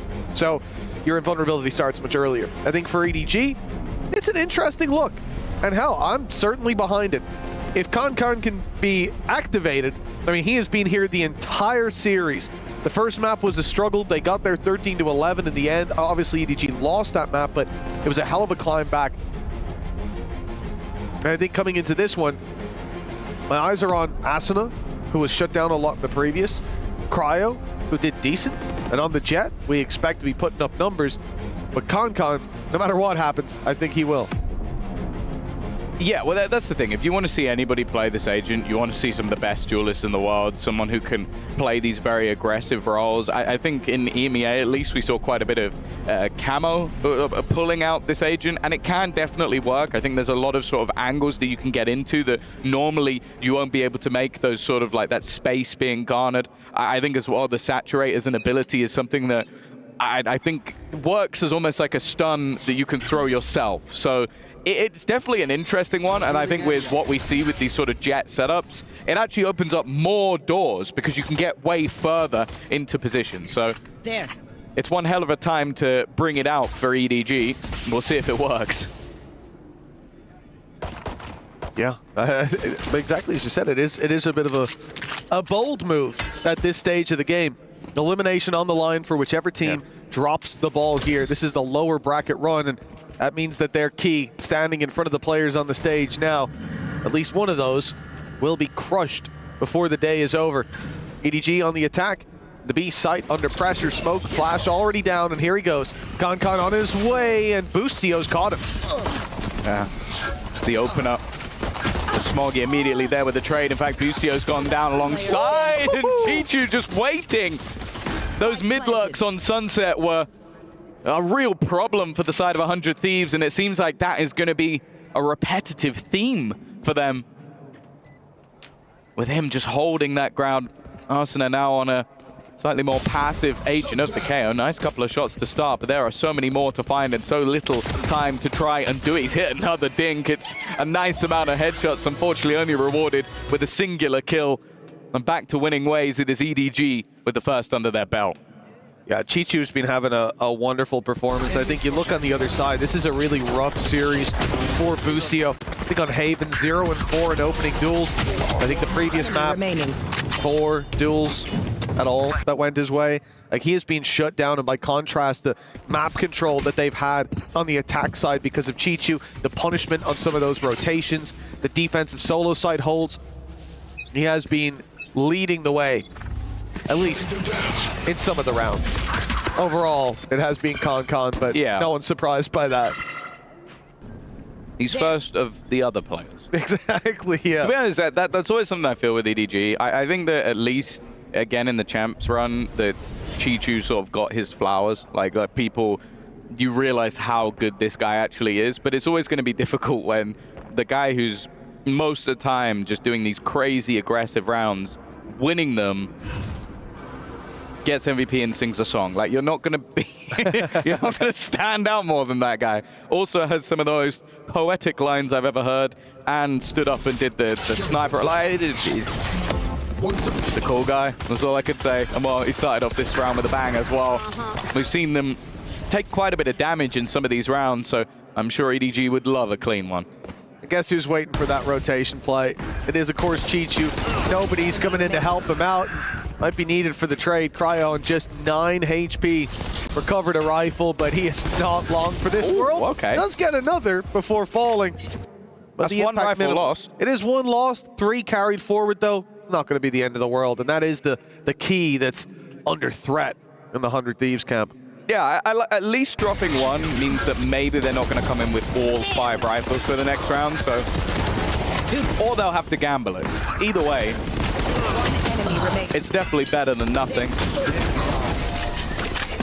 Yeah, of course, for both of these squads, they are the clubs that are also fighting for that massive prize pool that could contribute to all of the other esports as well. So becoming one of the first teams to get your key crush and not earning the points that will help to that leaderboard is not something that either of these teams will want, but also they're both gunning for their own trophy. Xander, what a start he's had in this round. That's absolute destruction.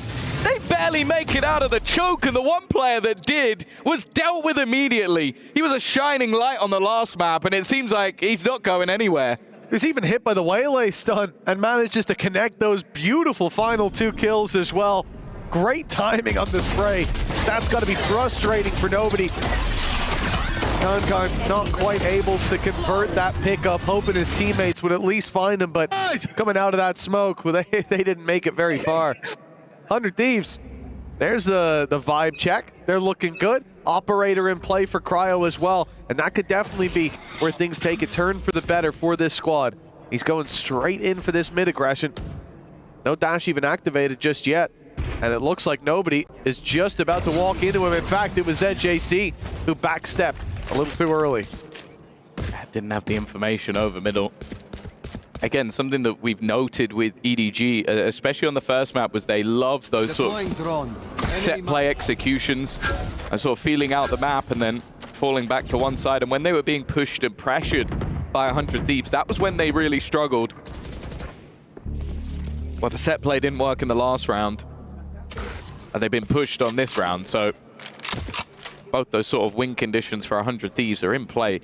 Now they have to make sure they clean this close angle. Kankan's dashed over the top, but he is yet to be spotted. That's a freebie, at least for 1, but the trade back is there, keeping things at least in a workable position. However, the defense do have an advantage. Well, it's not over till Kankan's dealt with, and Asuna, he thought that space was clear, was theirs, but not even close. Kankan's double has got them a plant and an advantage now in a 2 versus 1. And Xander, the player who picked up that 4K in the previous, has to pull off the 1v2 clutch. He's already been spotted. And as you said, Kankan has the ultimate. Could think about deploying it here as soon as they hear those steps, those boots on the ground. Spotted by the cam as well. Time ticking away.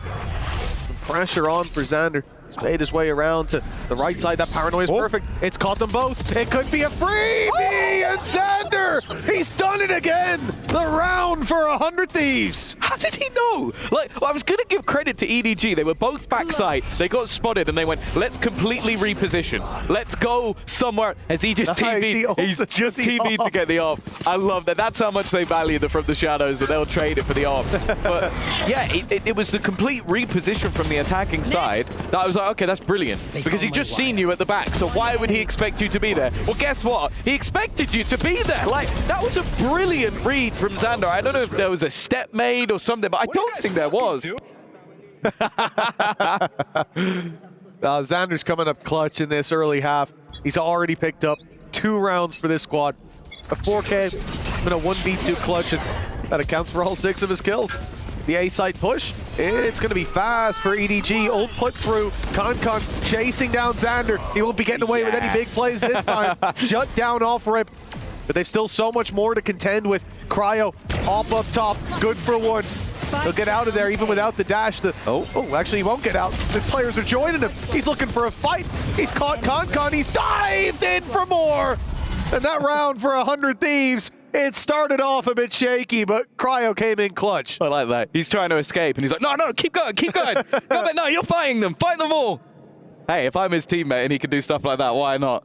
Just cleaning up the round with the operator. You can see, hey, it seems like just maybe getting rid of the From the Shadows to save him an operator might have just been worth it. Who knows? Potentially. I mean, too early to say, Tom. Yeah, he got 33% of the kills with the shorty, so if anything, he only needed the pistol. Exactly.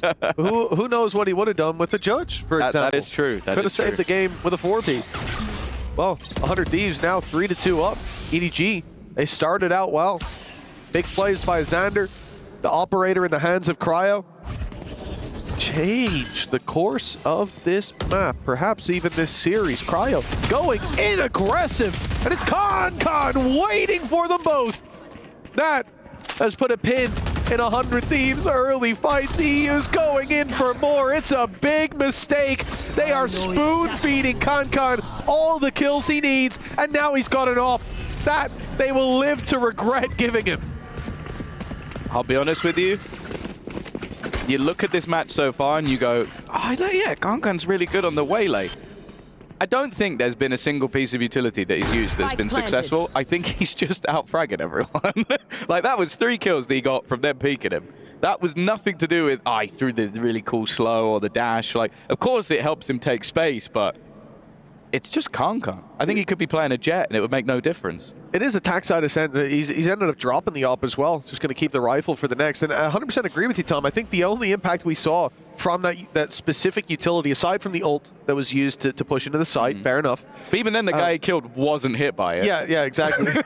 I guess it forced him to reposition. It made him move. Yeah, but the only real impact was that it got him killed on the dive into the A site where he decided to throw the stun rather than take the fight. So, realistically, it's only been a disadvantage for him. The guy is just cracked. 3-3. We're tied up here, and I'm expecting it to keep going this way. A back and forth affair. But if they keep pushing into Concon, it might not be. He was gifted 3. I see, look, technically he could have escaped there. That's why he swung. He didn't, but he could have done. All up. Well, they're having a great time. You can understand why. 3-3. We mentioned it before, like this map, especially for the 100 Thieves, last couple of times they played it, heavy defensive side success. Back in a flash. For EDG, they've proven, at least versus Titan, they could have great attack sides, but historically, again, it's that defensive side. Immediately, they have thrown in the Hunter's Fury. EU has managed to dodge that completely. I don't know how. It looked like it was going straight into the back of the site, but he hasn't taken a lick of damage, and instead, it's actually Cryo to find the first. But guess who's there to trade? And what, Chichi just goes running at his opponents. Blink and you miss it. It's all down to 1, and well, it's a nice try, but you didn't get the raid boss. Started to believe in the ace there, forgot Concon was still alive. That's my bad. A little bit of a misread. His 3-piece matches up to Cryo's, but the numbers keep on increasing on the EDG side of the scoreboard.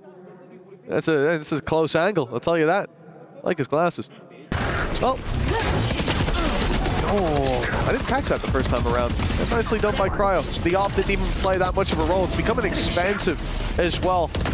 that economy constantly being pushed to the brink, and I think coming into the next, it should be somewhere they're struggling, right?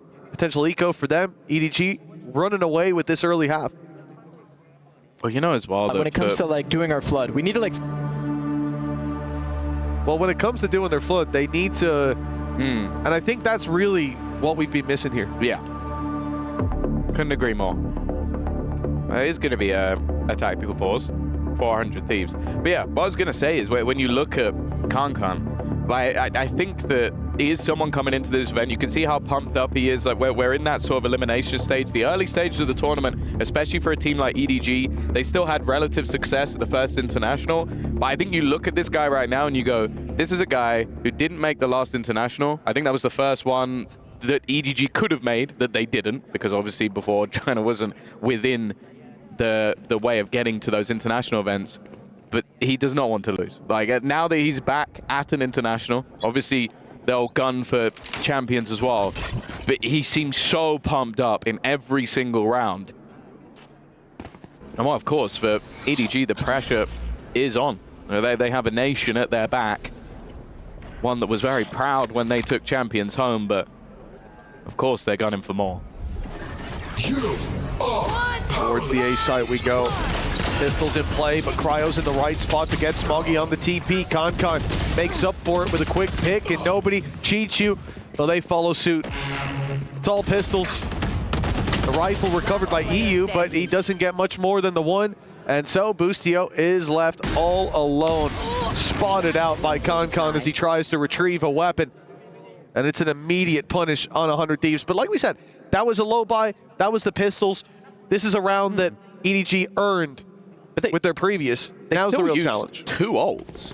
Like they immediately pop both of them. I do think part of that is just respect for 100 Thieves, because 100 Thieves have been so good at the low buys. Like their pistols, shotguns, like ult rounds have been disgusting. So I think that was just a moment where EDG went, look, if we use null command and then the convergence path, they're not winning the round. They have no utility, and they should be set. Now, I'll be honest, I don't think the convergence path hit anyone again. But we'll ignore that, because it's fine when Kankan can build it up every 3 rounds. It did force a player to move, who then got a kill. So, yeah. Peekaboo. There we go. He spotted the info. 100 Fury goes through. Good connection. And Kankan down early. A very valuable pick. A scalp taken, who's almost got as many kills as the rest of his team combined. Nobody down and out. Damage done to ZJC and Smoggy with the Hunter's Fury. 100 Thieves, they have a big advantage to play with. Only thing is, they've rotated heavy to the A site. Based on what we're seeing here, EDG may still walk into them. It's been the one player you really haven't wanted to face off against on this 100 Thieves side over the last couple of maps. Having an incredibly impressive performance. Getting a little bit dangerous, though. Back to a 2v2. I have the spike. He's going to be able to get out of there and retrieve the spike. Now, they have already cleared the majority of middle. The B site's being looked upon, and it seems like they already have... Well, they definitely have all the information, because you don't run through a site like this if you don't. Yeah, Chichu got all that space for them. Spike planted. EU and Cryo have to retake op in hand for Cryo. In terms of utility to break back through, they don't have their drone. Probably have to wait for the reveal to come on. That's just come on now. So they've at least got that to move towards the site.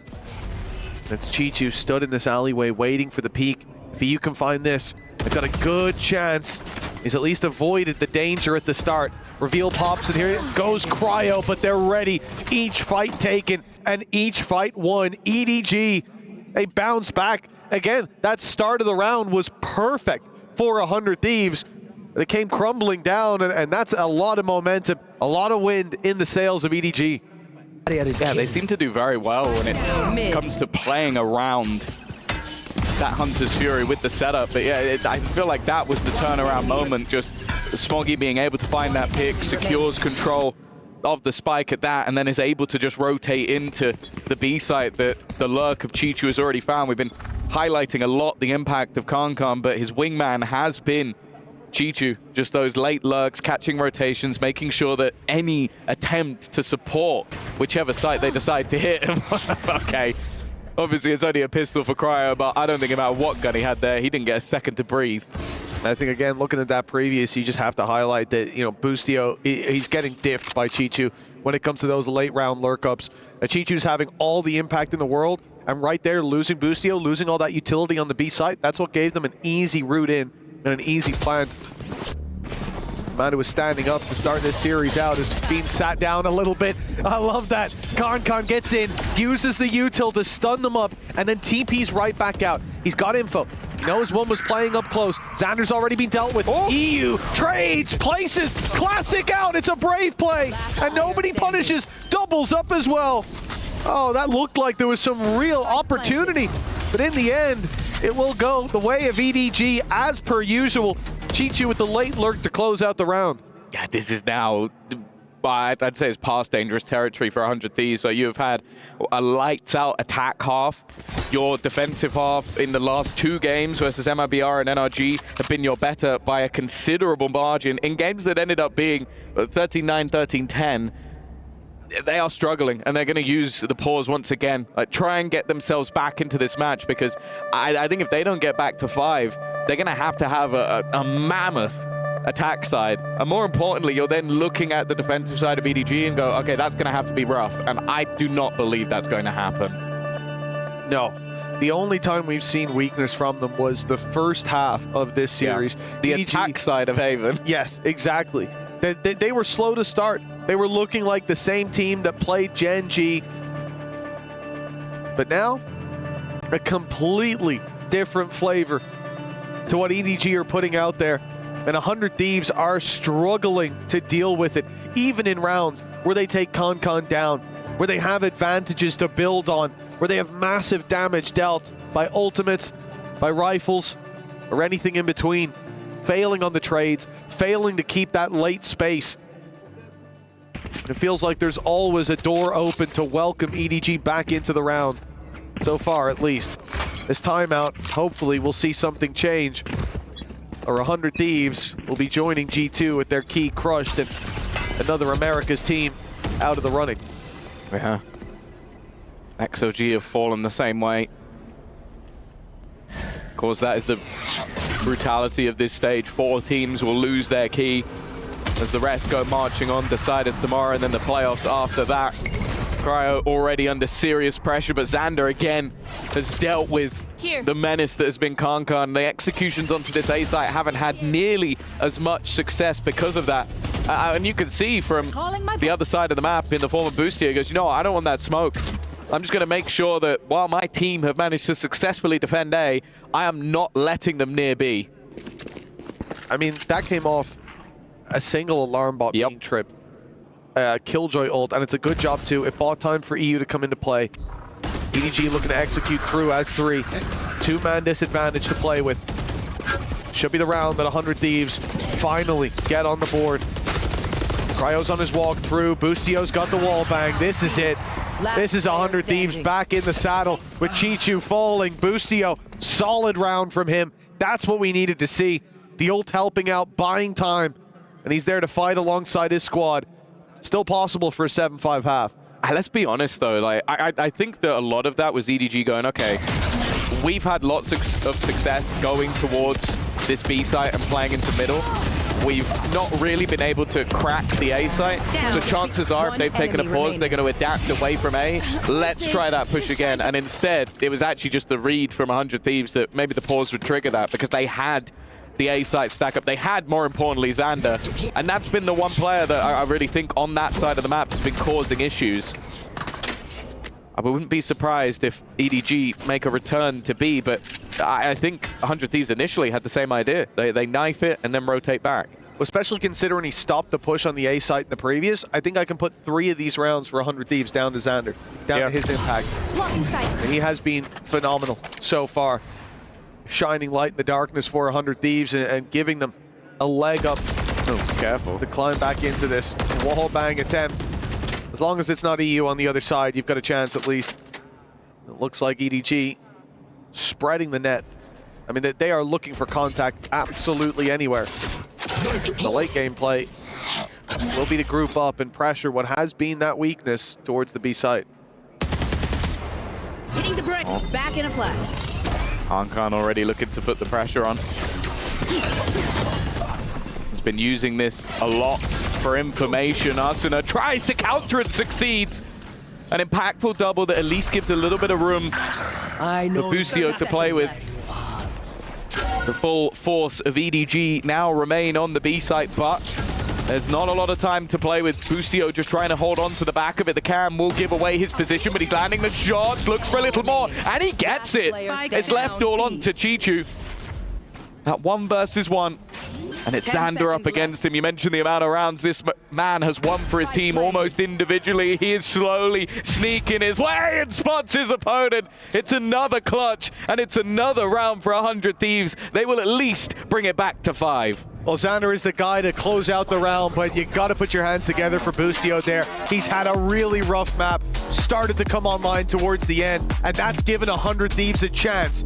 But still an uphill battle for them in half number 2.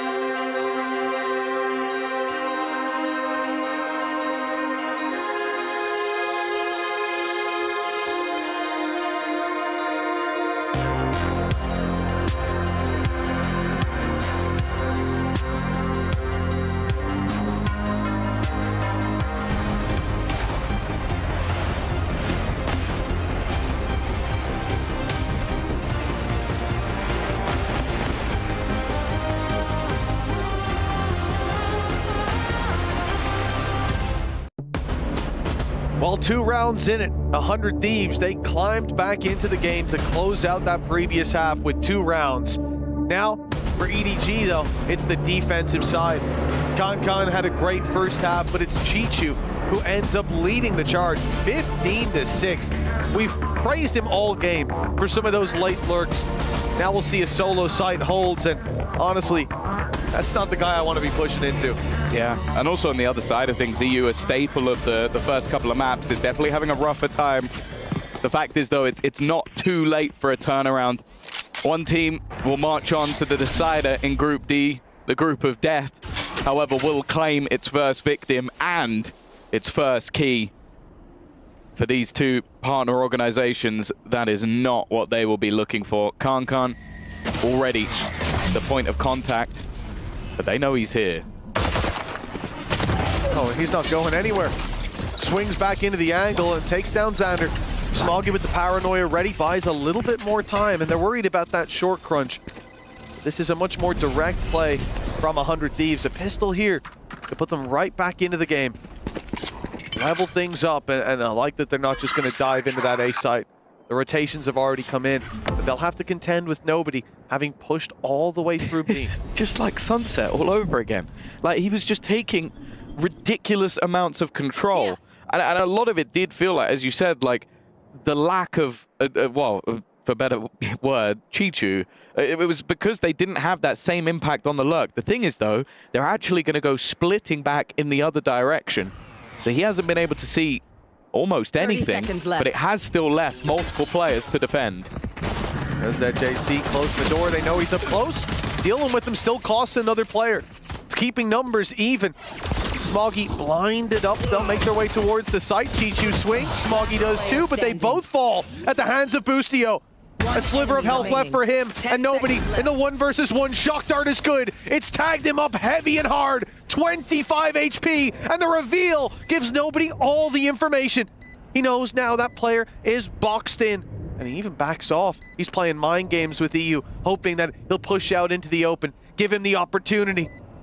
For now, at least, EU's just retreating. He's trying to find a safe space to hide, but nobody catches him on the fallback. EDG, 8 rounds on the board. It did eventually work, didn't it? That was all he was trying to do, was just, okay, the lack of information is going to be enough for my opponent to make a mistake, and while nobody in those positions doesn't make mistakes. That was fantastic from him, but again, that needs to be something we keep an eye on, and how much control he is able to claim. It is Boostio to have a huge round individually, but unfortunately, it just wasn't enough for them to get that one over the line, and we mentioned it, that a lot of the time when there's been success on this map for 100 Thieves, it's been on that defense. A pistol round really would have been nice. Yeah, definitely. The problem is momentum for EDG. They already have that lead. They'll start to run away with this.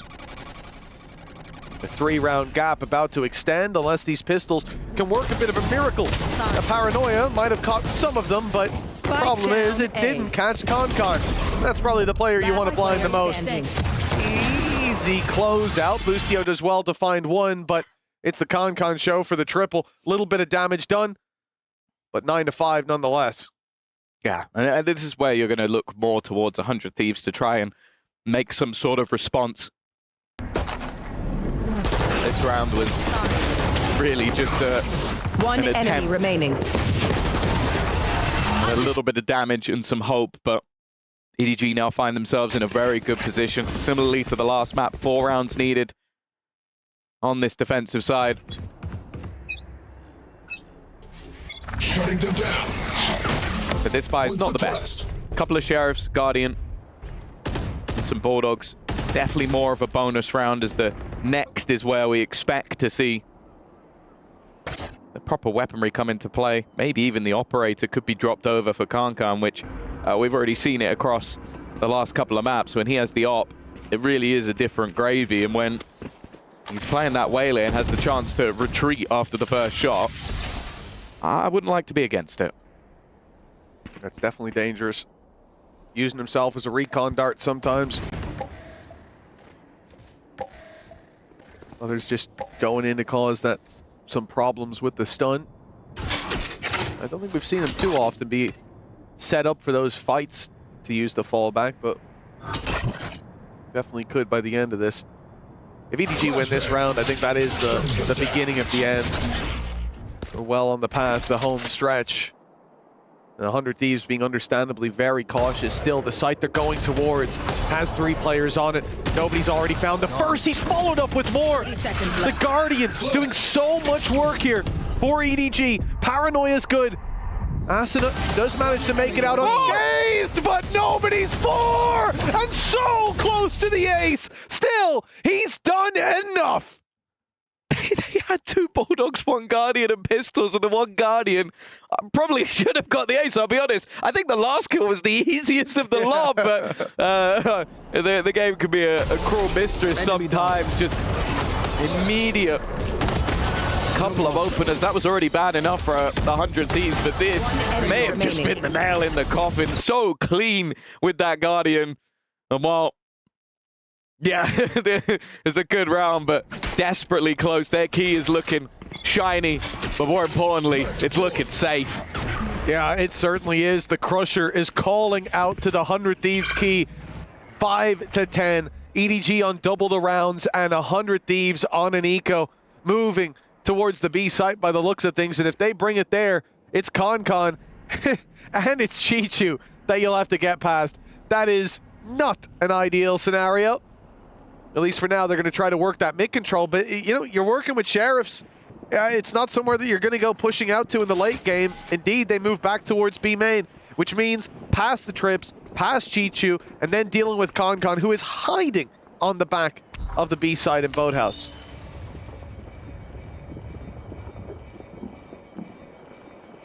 getting ready. What will be an incredibly difficult take. You look at the weaponry that's available, and it stinks.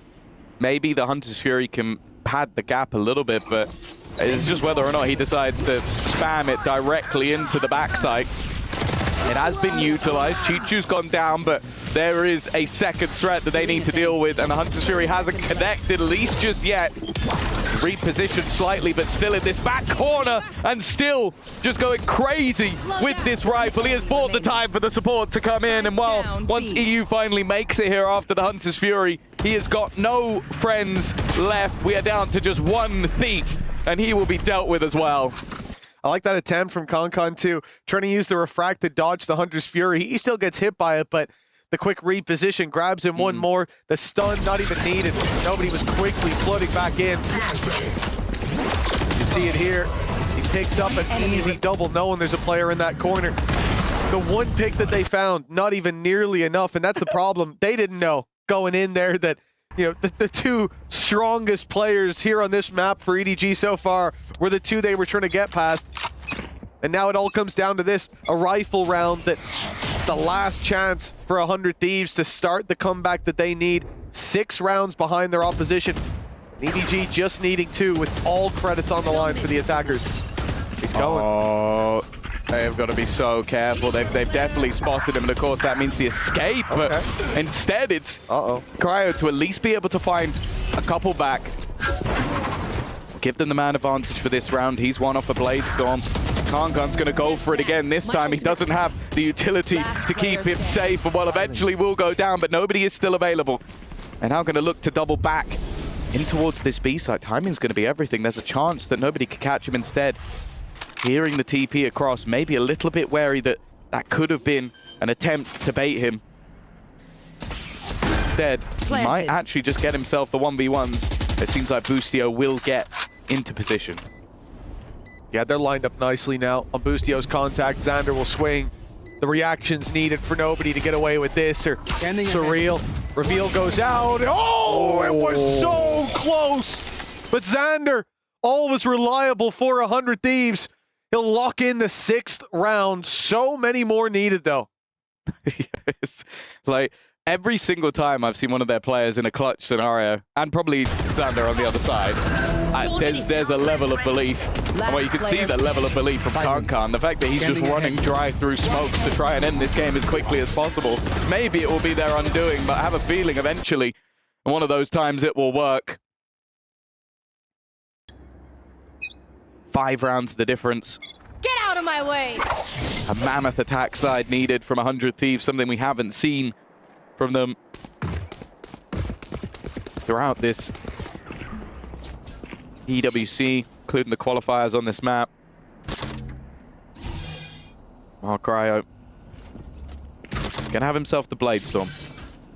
Ever present, ever dangerous.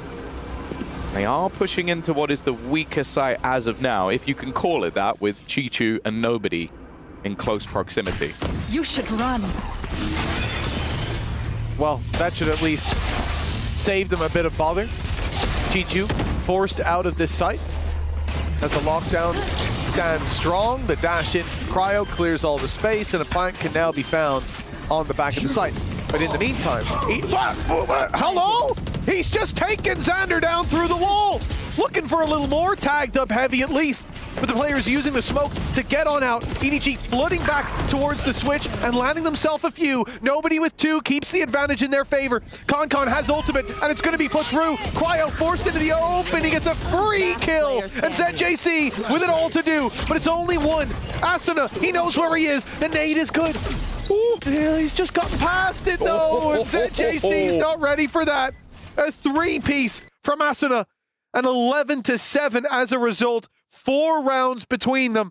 And the problem here is, though, Tom, these rounds are becoming incredibly close, and it feels like EDG are always just 1 shot away from putting 12 on the board. Solid opener. 1 enemy remaining. But I really like the re-aggression.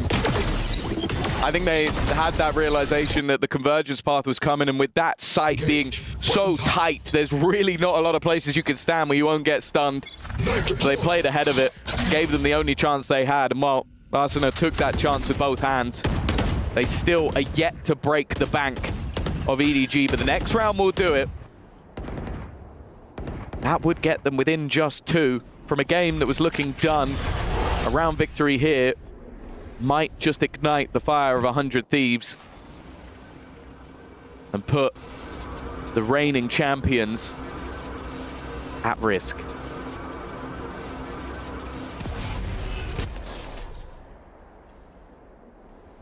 Well, the mid control's given. Play here from Con, who's been the threat around middle, is to sit in wine and hope that this is an A play. It's a big gamble with 3 players towards that side of the map. No real information kept around middle. Jump peaks for the most part. Paranoia is thrown through on A. Hunter's Fury as well. Oh! They've gotten away with an opening pick!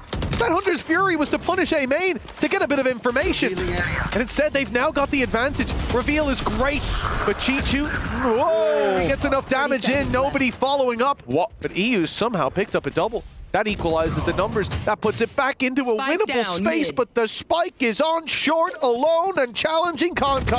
That's a freebie. EU, 3 kills to his name already, but sprinting towards Con. There's 12 seconds left. The door has to be wide open, and of course, Con is just waiting for his chance to take them down. This is done! Even if he doesn't find the kill, the clock was going to defeat them. That is a big mistake to give Con the spike like that. Well, it was initially just bad luck. Like, the player that got hit by the Hunter's Fury had the spike. So then when the rest of the team went for their play into B, I don't know, I think Mavin Xander went to collect it, went, okay, well, we've seen that a player's gone down on the B site, let's try and go in the other direction, and just walks into the best player in the server. Like, it's unlucky, but it's one that was kind of caused by just the chaos that was created by EDG. 25-11, by the way. Any doubt? I don't know who's doubting at this point. Fools. But this guy is back in form. Hunter's Fury and Arsena Stinger, but it's a very quick trade back. That advantage was barely felt. At the beginning of the end, it seems Xander does well. Damage done to ZJC too. I mean, this could come back into their favor with a TP to the other side of the map. EU lurking up on mid, but he's been tagged heavy. The shock doesn't soften up Chichu enough. He survives on 3 HP. They've got the bodies. And fighting in is Con. Oh, and he wins that somehow! Asuna! They're both low. He needs a plant. They are both low. And it's a Stinger that he's got. The perfect weapon to quickly clean them up. And those sprays, close as they may be, not close enough. Asuna still drawing breath. They'll push this together though. Oh, even if they do, that might end up playing in his favor. A single burst from that Stinger could be enough to take them down. He's in the corner, but of course, they're so low, they're not going to spam it. They're never going to spam it. He's running across. Asuna takes them both. They are keeping themselves alive by the skin of their teeth. And hit with 4 kills off the back of a Stinger. That is madness. That's a couple of really big rounds from Asuna, keeping them alive. I don't know how he got away with that, but so quickly punished. You see it here. This was the start of it. This was the end. A beautiful swing, perfectly timed. And if Chichu wasn't 3 HP there, that's a completely different game. Feeling good in the 100 Thieves camp, but plenty more to go. Just 1 round needed for EDG to take this across the line. And a timeout will be called, presumably by them, as they look to steady the ship. 100 Thieves have been decent at stringing these rounds together. But again, they've all been so close. Yeah. The rounds they win are nail-biters. The rounds EDG win are dominant. It's definitely felt that way. EDG have been in the driver's seat, but it's safe to say that the 100 Thieves are not going down easy. They are kicking and screaming and taking rounds at the closest margins. Think about it, we mentioned that probably 3 or 4 rounds came down to Xander, be it with a 1v1 or 2v2. I think it was multiple spray downs on the solo A site hold. Now Arsena alongside Cryo have been there. Boostio's had his rounds. Like, this team have proven that, okay, they may not have made it to the internationals in a while, but they definitely can still swing with the best of them. Losing 13 to 11 to Fnatic in that first matchup. The team in the final of Masters Toronto now facing off against EDG. And now it's EDG who are on the back foot in terms of the weaponry, but you always have to be careful. Oh, they've seen this one before. Chichu playing with his util. The second player deep on site being Concon. 100 Thieves knew what they were facing. Well handled. The post plant up against pistols. A rifle in the hands of Smoggy. A rifle not in the hands of Smoggy anymore. It's on to Chichu, but maybe they can hope for a bit of damage. A few ult orbs farmed, but that is all that they will get. EDG, they finally faced off against a dominant round from 100 Thieves as the North American side continues their climb back into this, and overtime needed. It's not that far away.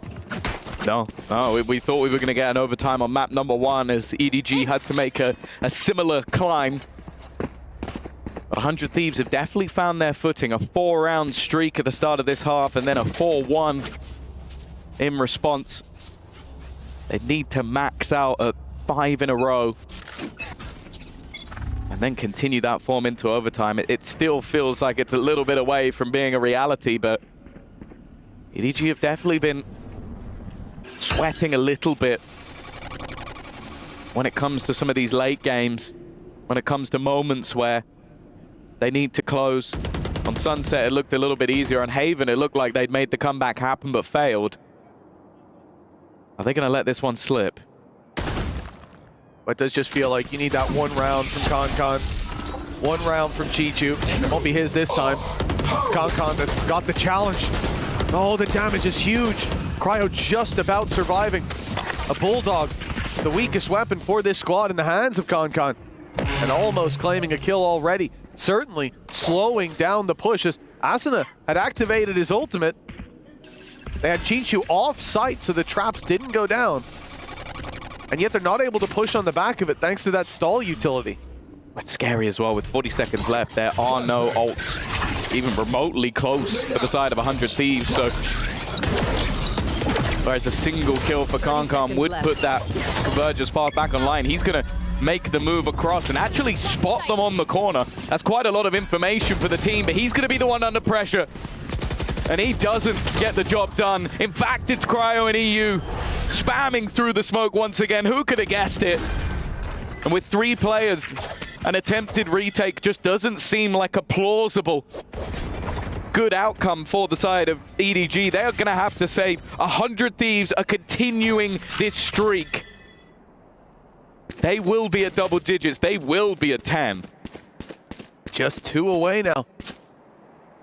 It has been a really impressive climb back from this squad who previously couldn't put a dominant round on the board. Now they're stringing them together. For EDG, saving these weapons, definitely the priority, and well, it seems like they'll get away with it. EU is the real hunter here, as his ultimate implies. For that attacking side, more of the same. They need these rounds to continue in relatively dominant form because they've won those clutches. They've been ahead, but because of that, the game's been on a knife's edge a number of times. Coming into this round with the saved weapons, the weapons carried forward, it gives them a chance to get a really strong buy. Concon, light shields, and the big gun. This is where things could take a turn for the worse for 100 Thieves. Well, you know how much faith they have in this man when nobody, the second top fragger, on his team, on the server, has taken no shields in order to get that man an op. And honestly, I 100% agree with the decision. It was 5-11 at one point in this game. We now sit with a difference of just 2 for 100 Thieves. A victory here would be big problems economically for EDG and potentially give us an overtime that could send the 2024 champions out of the tournament in dead last. Concon, though, stands between them, but again, he's gone down first. Cryo has dealt with him 2 rounds in a row, and what was a heavy investment into the superstar has come up with nothing. Nobody wishing he had those shields now. The fight seems to be coming Chi-Chu's way. They'll be caught by the trap, but nothing comes of it. Chi-Chu knows, though, that these players are getting close. Both cages up.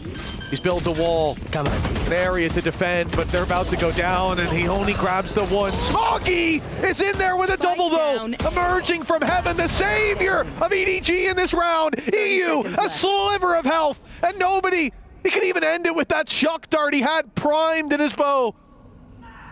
For EU, this needs to be an unbelievable clutch, and it is unbelievable as EDG take it across the line with a chance for revenge against Gen G. They continue their lower bracket run, and the key of 100 Thieves, despite one hell of a well-fought series, will soon be crushed. It has to feel like a brutal defeat. They came into this tournament in the group of death, and I think you looked at that group of death and went, okay, you've got two teams that performed well at the last Masters, the other is a Champions winner, and then you got 100 Thieves. A team with like relative expectations, but realistically they outperformed them. They gave everyone they played a run for their money. They could have taken down Fnatic, and they very nearly could have taken down EDG, but when it mattered most, this team dug deep. And there is a reason why we call them champions. There is a reason why we still believe they could run it all the way back. Of course, their next matchup is likely to be even tougher, one that they fell to before. But even still, that was a hell of a game, going tooth and nail all the distance, and honestly, the resilience that this 100 Thieves squad showed. I'm excited to see them come back for Americas, because I think that most teams should be watching them and be a little bit worried. For EDG, we were worried when we started this out. Their game against Gen G was a dominant loss, 13-4, and they looked quiet starting this series. Almost bounced back on map number 1, but closed it with a 2-1. And now they're primed for revenge with Gen G, their next opponent, to fight for a spot in playoffs. One of the players who drew our eye, who even gave up his shields for ConCon in the final round, was nobody, and he is standing by on the stage with Fancy.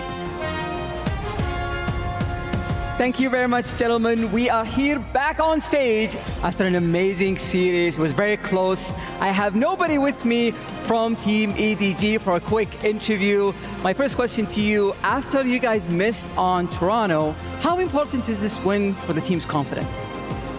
我想问你，因为你们今年一年有很多你们战队经历了很多起伏嘛，然后从多伦多到现在，你们这次的胜利对你们整体战队的信心有什么样的影响？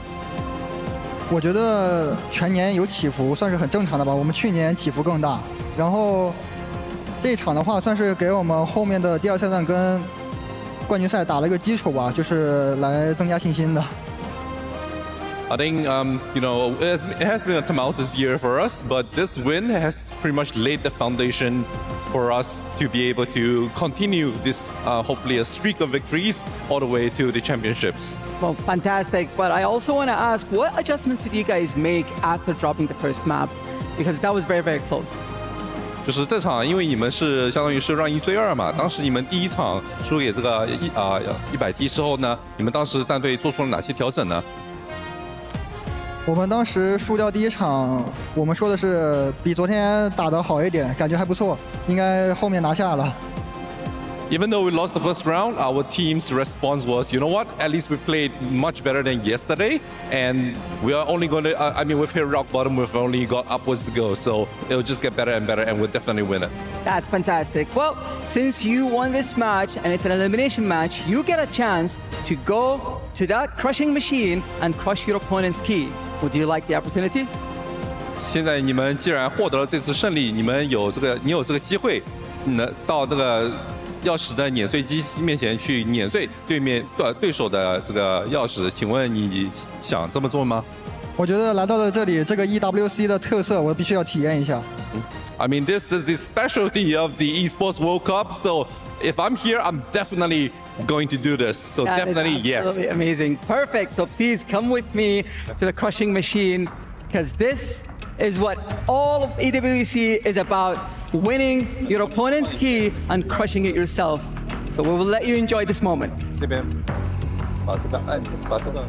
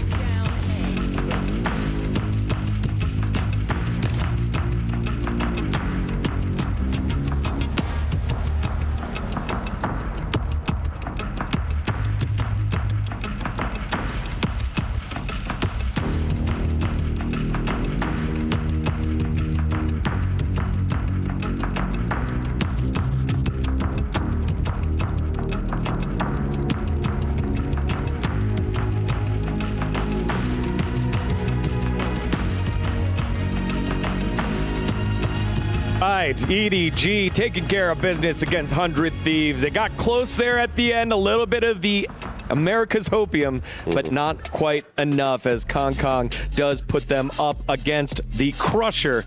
And the key has been done on in for 100 Thieves. Their esports World Cup journey for Valorant is over. Digon here alongside Big Time and Baby Bay.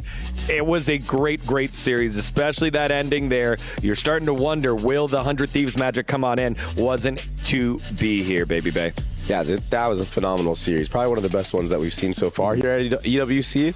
And I'm really liking the composition that we saw from EDG. I mean, throwing a wrench in play and like putting it all on the line. And I love that. Yeah, we are playing on the patch, with the Waylay buff. So now this agent is so fast in the fact you're able to use your util, get that gun out so quick. And I think it really suits a player like Kong. And we saw it in this map. I mean, I felt like it was very natural. They had some good ideas with the Waylay. But yeah, lots of love for this composition. And yeah, I just felt like they executed great.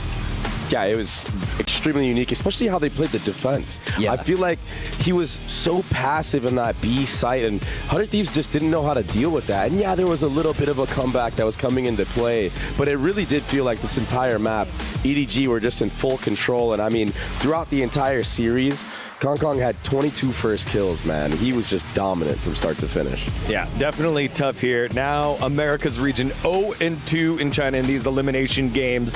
Both 100 Thieves and G2 getting knocked out here in our elimination matches. And a big, I would say, confidence booster here for the side of EDG. And you're going to need it because now you're going up against the likes of Gen G. But the cool thing is you can kind of get rematched for that like abysmal performance you had the first time around, and now you kind of got some like ground. You got some stuff under you now. You know? Definitely. I'll get your thoughts in just a second, Big Time. As standing by right now, 400 Thieves is Boostio. Take it away. Hi everyone, Victoria here. I'm joined by 100 Thieves Boostio. Now, Boostio, that was a really tough game. And then after that, you had to watch your team's key being crushed. I mean, how does that feel? Yeah, it feels terrible. No, I mean, it's really cool. I mean, I didn't get to see it like, physically, but that's a good idea. Well, you were also in the group of death. You faced against the 2024 champions. You were in definitely the hardest group. Are you satisfied with your performance at this EWC? Definitely not. I think as a competitor, you want to, no matter who you're playing, even if you're in the group of death or in an easy group, you just want to win. And yeah, we didn't win. So definitely not satisfied. And we just had to prep for split too for the rest of the year. In that last map, what was the round you think that kind of changed the outcome of this particular match? I have no idea. I'm going to be honest, I black out during matches, so it's hard to remember specific rounds and like what really, changed the tides for the match. But I think just like I think defense was 5-7, and you usually need a better defense half than that if you want to win a set, especially. So I think just, being better at defense would, in turn help us win the match. And I want to ask about your Sunset. Historically, last year, 100 Thieves did play Sunset, not particularly the strongest map. Were you a little bit worried when you allowed it through? So surely you must have had a game plan there. You changed your comp. What was the idea? And I guess how much did you end up getting to show? Yeah, I mean, I still personally don't like Sunset, but we have been prepping it way more this year. So it's definitely going to be one of the maps that we play. So yeah, we'll see. And I know your parents, they flew in. They joined you here. They joined you at a lot of events here. Do you want to, say anything about that? They've been a great influence, actually, on your professional career. Yeah, I mean, I say it all the time on Twitter and stuff like that, but I love them to death, and I'm just happy they can come out and support. I'm very blessed, and I feel like a lot of people in my position, don't get to have that opportunity. So I'm really blessed for them to come to any event that they can. Now, you guys will be returning to VCT Americas next after this tournament. I'm sure there are a lot of learning experiences. Is there anything in particular that you guys are looking to improve on going back? Yeah, Ascent defense, and then maybe some Sunset, more Sunset reps. But overall, I do feel really confident. Like you said, our group was very hard. So going into Americas, I know we're going to be extremely confident, and I know we can 100% make champs this year. All right, and I do want to ask you something. There's something you said a little while ago about VCT China and their Valorant, and I want to ask you, what do you think of Chinese Valorant now? I mean, I think they proved it in 2024 that they're more than capable of being the best teams in the world. And I think they keep on improving every year. So it's good to have another region like NA, like EU, like Pacific that can compete. And I think it's just more fun for everyone if they're good. Well, thank you very much, Boostio. And I do have to say, you are much better at ping pong than Chichu. Valorant's #1 ping pong player, Boostio. Over to you, back at the desk. Thank you very much for that interview. Gracious in defeat was Boostio, and kind of just giving the props where it was needed here. Yeah, I mean, actually, these views are always a little bit tough, but I felt like he handled that great. You know, they're looking forward, they want to move on with their year, but yeah, it's definitely sad to see a team like 100 Thieves be eliminated and, of course, have their key crushed. Yeah, I mean, that's my #1 ping pong player right there for sure. Big time. You play a bit of ping pong, right? I'm okay. You're okay? I need to find Boostio. Yeah, you got to go find him after this and run that 1v1. I think you might get the smoke right there. But, I mean, yeah, hopefully we can get him on here. I mean, he's going to be here, probably visiting, enjoying, you know, Riyadh with his family and whatnot. But if we get Boostio on here, he's going to give some really good insights. And that was a really hard-fought match. I mean, that's tough. When a player like that is just popping off against you, I mean, it's like you said, like you can't really pick around to where it all flipped.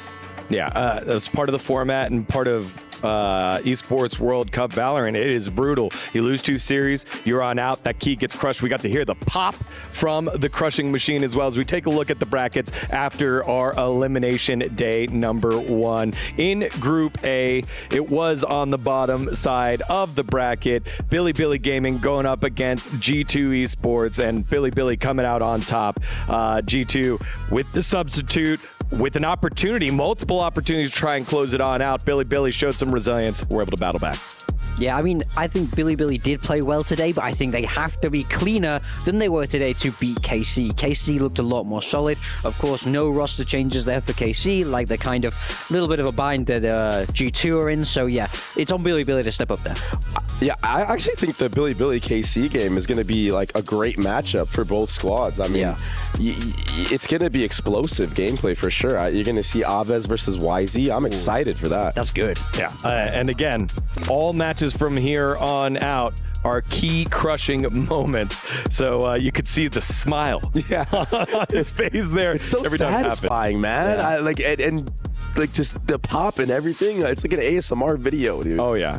And again, all keys that get crushed will go into the year's totem, covered in resin, so it will be there immortalized. And the winner of the tournament will get to pick 3 keys, whether they played them or not, to put inside the trophy. The rest will go inside the totem. Now let's take a look at Group B. This one was off stream here, but in the end, it is the only North American squad or America's squad to make it on through the elimination match, as Sentinels were able to dispatch XLG Gaming 2-1 and set up a big one here, Sentinels versus DRX. Yeah, our good friends over on the B stream taking charge of this game, and by all accounts, it was very close. XLG playing a good game, but Sentinels just getting the edge, and they will face DRX next. And that's a matchup that's going to be scary, especially if you're going to come in to DRX with the form that you did against XLG. I feel like that should have been way cleaner for Sentinels. I mean,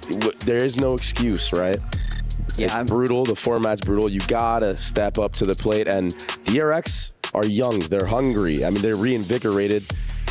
It's gonna be a tough one, I would say. Yeah, I have watched a lot of DRX in my time, and I gotta say, they will not roll over Sentinels, not by any means. So both those teams fighting to stay alive in this tournament. Yeah, going to be a huge one there for tomorrow's qualification match into the knockout stage. Now to Group C, just to put a bow on it, it is the one that we just saw here for you, I believe. Yeah, no. This is the potential group.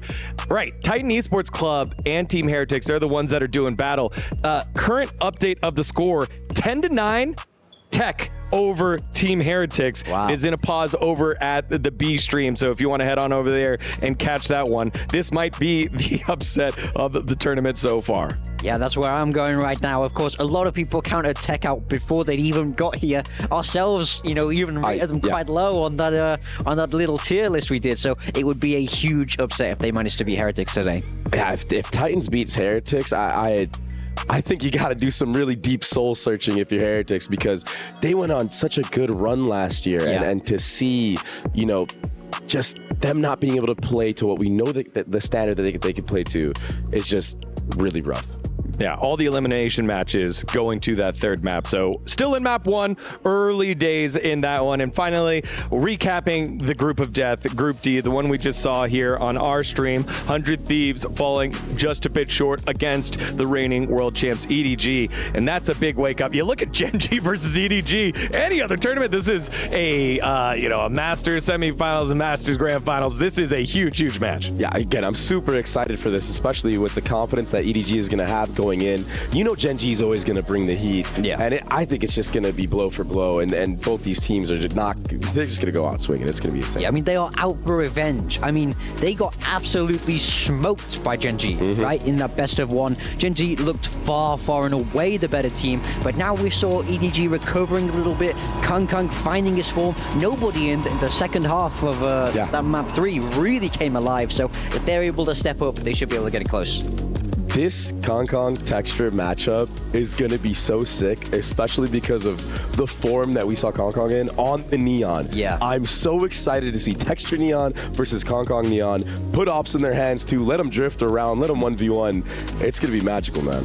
Oh, yeah. So, again, a reminder for tomorrow, for those of you that have the opportunity to come to the STC Esports Arena, it'll be Group A match, KC versus BLG, and then Gen G versus EDG. Going to be a huge day of qualifications. Y'all, what was your favorite moment from today here, Big Time, as we close off? I think I have to go with the key cushion. I was not expecting it to be as aggressive as I thought. They were just getting bent out of shape. I didn't realize they were going to just, shards of it go flying everywhere. I want to see more of that.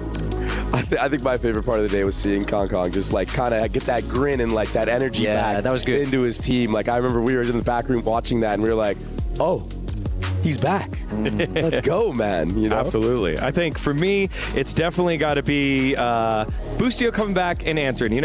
It's always easy to talk smack when you're winning. It's not always easy to talk smack when you're losing. Yeah. And Boostio taking it on the chin like a champ there. He'll go back for stage 2 in Americas. Y'all, that does it here from us for Esports World Cup Valorant. Day number 2, day 3, the final day of groups. The qualifiers will be here. We're going to leave with the Kadia top plays of the day. Until then, see you later.